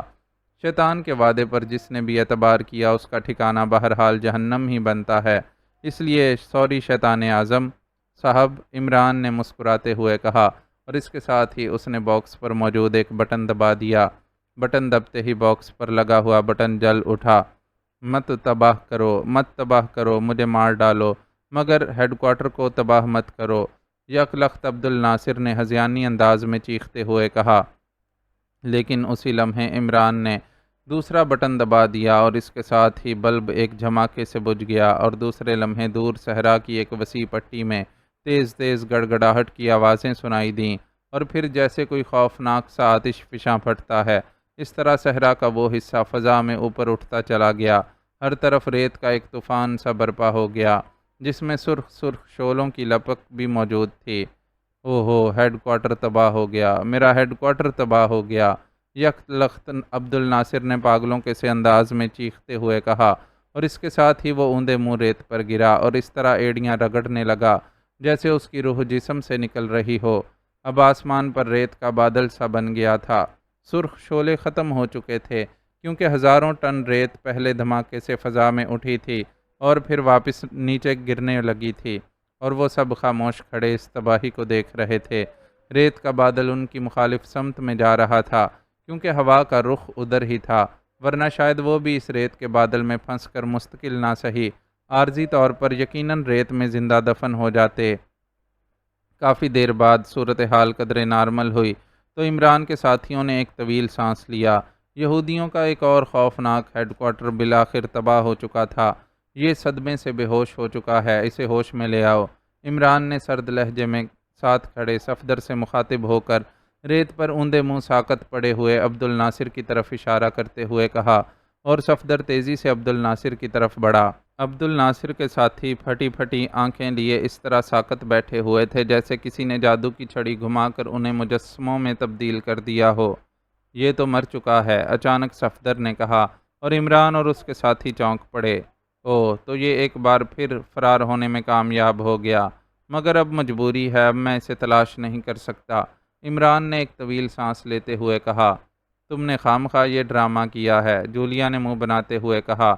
میں تو سمجھا تھا بوگانوں کا چیف باس ہے، خاصے دل گردے اور مضبوط اعصاب کا مالک ہوگا، اور ہیڈ کوارٹر کی تباہی کے بعد اس کی قوت مدافعت ختم ہو جائے گی، اور پھر یہ آسانی سے ان یہودی تنظیموں کے متعلق تفصیلات بتا دے گا جن سے اس کا رابطہ ہے۔ لیکن اب مجھے کیا معلوم تھا کہ یہ شوہروں کی طرح اتنا بودھا نکلے گا کہ بیگم کے روٹھنے کا تصور کرتے ہی جان سے گزر جائے گا، عمران نے مسکراتے ہوئے کہا۔ تم پھر پٹڑی سے اترنے لگے ہو، جولیا نے ہونٹ چباتے ہوئے غصیلے لہجے میں کہا۔ ابھی کہاں اترا ہوں، اسی لیے تو کہتا ہوں کہ صفدر بھائی خطبہ نکاح یاد کر لو۔ مگر صفدر، عمران نے مسکراتے ہوئے کہا۔ بس زیادہ بکواس کی ضرورت نہیں ہے، اب ان کا کیا کرنا ہے، جولیا نے غصیلے لہجے میں کہا، اور شاید اس نے بات بدلنے کے لیے عبد الناصر کے ساتھیوں کی بات شروع کر دی تھی۔ یہ ابو نجد کے ساتھی رہے ہیں، اس لیے ابو نجد جانے اور یہ جانے، میں نے تو مادام تاؤ کا انتقام لینا تھا، لے لیا، عمران نے کہا تو جولیا بے اختیار اچھل پڑی۔ مادام تاؤ کا انتقام؟ کیا مطلب؟ یہ مادام تاؤ کا ذکر کیسے آ گیا؟ جولیا نے انتہائی غصے سے آنکھیں نکالتے ہوئے کہا۔ ارے تمہیں نہیں معلوم؟ کمال ہے، حیرت ہے، یہ یہودیوں والا تو بس ایک بہانہ تھا، اصل میں تو اس عبد المنان کے ماتحت ڈاکٹر زیدانی سے یہ گستاخی ہوئی تھی کہ اس نے مادام تاؤ کی عزت پر بری نظر ڈالی تھی، اور تم جانتی ہو کہ یہ بات کس قدر ناقابل برداشت ہے، عمران نے سنجیدہ لہجے میں کہا۔ تو تم یہاں مادام تاؤ کی بے عزتی کا انتقام لینے آئے تھے؟ تم جولیا نے عجیب سے لہجے میں کہا، اس کے چہرے پر ایسے تاثرات ابھر آئے تھے جیسے وہ اپنی آنکھوں میں بھر آنے والے آنسوؤں کو روکنے کی کوشش کر رہی ہو۔ بالکل، مادام تاؤ پاک ایشیائی شہری ہے، اور کم از کم میں یہ کبھی برداشت نہیں کر سکتا کہ دنیا کا کوئی فرد پاک ایشیا کی شہری عورت کی طرف ٹیڑھی نظر بھی ڈالے۔ جو آدمی اپنی ماں، بیٹیوں اور بہنوں کی عزت کی حفاظت نہیں کر سکتا، اسے زندہ رہنے کا بھی حق نہیں ہے۔ عمران نے انتہائی سنجیدہ لہجے میں کہا تو جولیا کا چہرہ بے اختیار کھل اٹھا۔ اوہ، تم واقعی عظیم ہو۔ واقعی جو شخص ماں، بہنوں اور بیٹیوں کی حفاظت نہیں کر سکتا، اسے زندہ رہنے کا حق نہیں ہے۔ جولیا نے کھل کر مسکراتے ہوئے کہا، البتہ ہونے والی بیوی کی بات دوسری ہے۔ عمران نے مسکراتے ہوئے کہا اور جولیا چونک پڑی۔ کیوں کیوں کیا وہ؟ جولیا کے ہونٹ ایک بار پھر بھینچنے لگے تھے، لیکن وہ اپنا فکرہ مکمل نہ کر سکی تھی۔ اب اس کے بھائی کا بھی تو کوئی فرض ہے۔ کیوں تنویر؟ عمران نے مسکراتے ہوئے کہا، اور جولیا نے بے اختیار منہ دوسری طرف پھیر لیا۔ تو مادام تاؤ تمہاری بہن ہے؟ تنویر نے موقع سے فائدہ اٹھاتے ہوئے کہا۔ بالکل بالکل، شادی سے پہلے تو سب بہنیں ہوتی ہیں یار۔ صفدر تم بھی تو کچھ بولو، عمران نے کہا، اور جولیا نے مصنوعی غصے کا اظہار کرتے ہوئے آنکھیں نکالیں، جبکہ صفدر بے اختیار ہنس پڑا۔ یہ بہن بھائی والا قصہ بعد میں طے ہوتا رہے گا، ان لوگوں کا کیا کرنا ہے؟ صفدر نے ہنستے ہوئے کہا، یہ سب عبد الناصر کے خاص ساتھی ہیں، لیکن اس وقت بے بس ہیں، اس لیے اس حالت میں انہیں ہلاک کرنے کی بجائے انہیں رہا کر دو۔ اس کے بعد اگر یہ سردار حارث کے قصبے لاغوت جائیں تو سردار حارث جانے اور اس کا قصبہ، اور اگر یہ لکودک صحرا زندہ کراس کر کے کہیں اور پہنچ جائیں تو ان کی قسمت۔ عمران نے سنجیدہ لہجے میں کہا، اگر یہ میرے قصبے میں آئے تو میں انہیں عبرتناک موت ماروں گا۔ ابھی میں نے الجوف کے سردار حشام سے بھی حساب چکانا ہے، جس نے غداری کرتے ہوئے میرے مہمانوں کو بوگانوں کے حوالے کر دیا تھا۔ سردار حارث نے جواب دیا، میں کچھ کہنا چاہتا ہوں۔ اچانک ایک بندھے ہوئے آدمی نے کہا، بولو، تمہاری زبان تو نہیں بندھی ہوئی؟ عمران نے جواب دیا، یہ درست ہے کہ ہم عبد الناصر کے ساتھی تھے اور مجرم تھے، جیسے ابو نجد ہمارا ساتھی تھا اور مجرم تھا، لیکن میں خدائے واحد کی قسم کھا کر کہہ سکتا ہوں کہ ہمیں ہرگز یہ علم نہ تھا کہ عبد الناصر جو حربے تیار کرتا ہے وہ یہودیوں کے ہاتھ فروخت کرتا ہے۔ آپ کی زبانی ہمیں پہلی بار اس کا علم ہوا ہے، اس لیے ہمیں بھی ابو نجد کی طرح معافی ملنی چاہیے، اور ہمارا یہ وعدہ بھی ہے کہ ہم آئندہ جرم نہیں کریں گے۔ ہم نے جرم کا انجام اپنی آنکھوں سے دیکھ لیا ہے، اس آدمی نے کہا، اور باقی سب نے بھی اس کی بھرپور انداز میں تائید کر دی، اور عمران نے محسوس کیا کہ وہ جو کچھ کہہ رہے ہیں یہ ان کے دل کی آواز ہے۔ اوکے، کھول دو انہیں، عمران نے کہا، اور صفدر اور اس کے ساتھیوں نے آگے بڑھ کر ان کی رسیاں کھول دیں۔ سردار ابو نجد، جس طرح ان صاحب نے مہربانی کی ہے، آپ بھی ہم پر مہربانی کریں اور ہمیں اپنے ساتھ رکھ لیں، اپنے ہوٹل میں کوئی بھی ملازمت دے دیں، کیونکہ ہمارا اس دنیا میں کوئی نہیں ہے۔ ہم سب کو عبد الناصر نے یتیم خانوں سے حاصل کیا تھا، اور چونکہ ہمیں یہاں ہر عیش مہیا تھا، اس لیے ہم اس کے وفادار تھے۔ وہ سب ابو نجد کے گرد اکٹھے ہو کر کہنے لگے، اوکے، اگر تم واقعی خلوص دل سے یہ سب کچھ کہہ رہے ہو تو میں تمہیں اپنے ساتھ رکھنے کے لیے تیار ہوں۔ ابو نجد نے کھلے دل سے کہا، اور ان سب کے چہرے بے اختیار کھل اٹھے۔ معزز ناظرین و سامعین، لائک، کمنٹس، شیئر ضرور کریں، شکریہ۔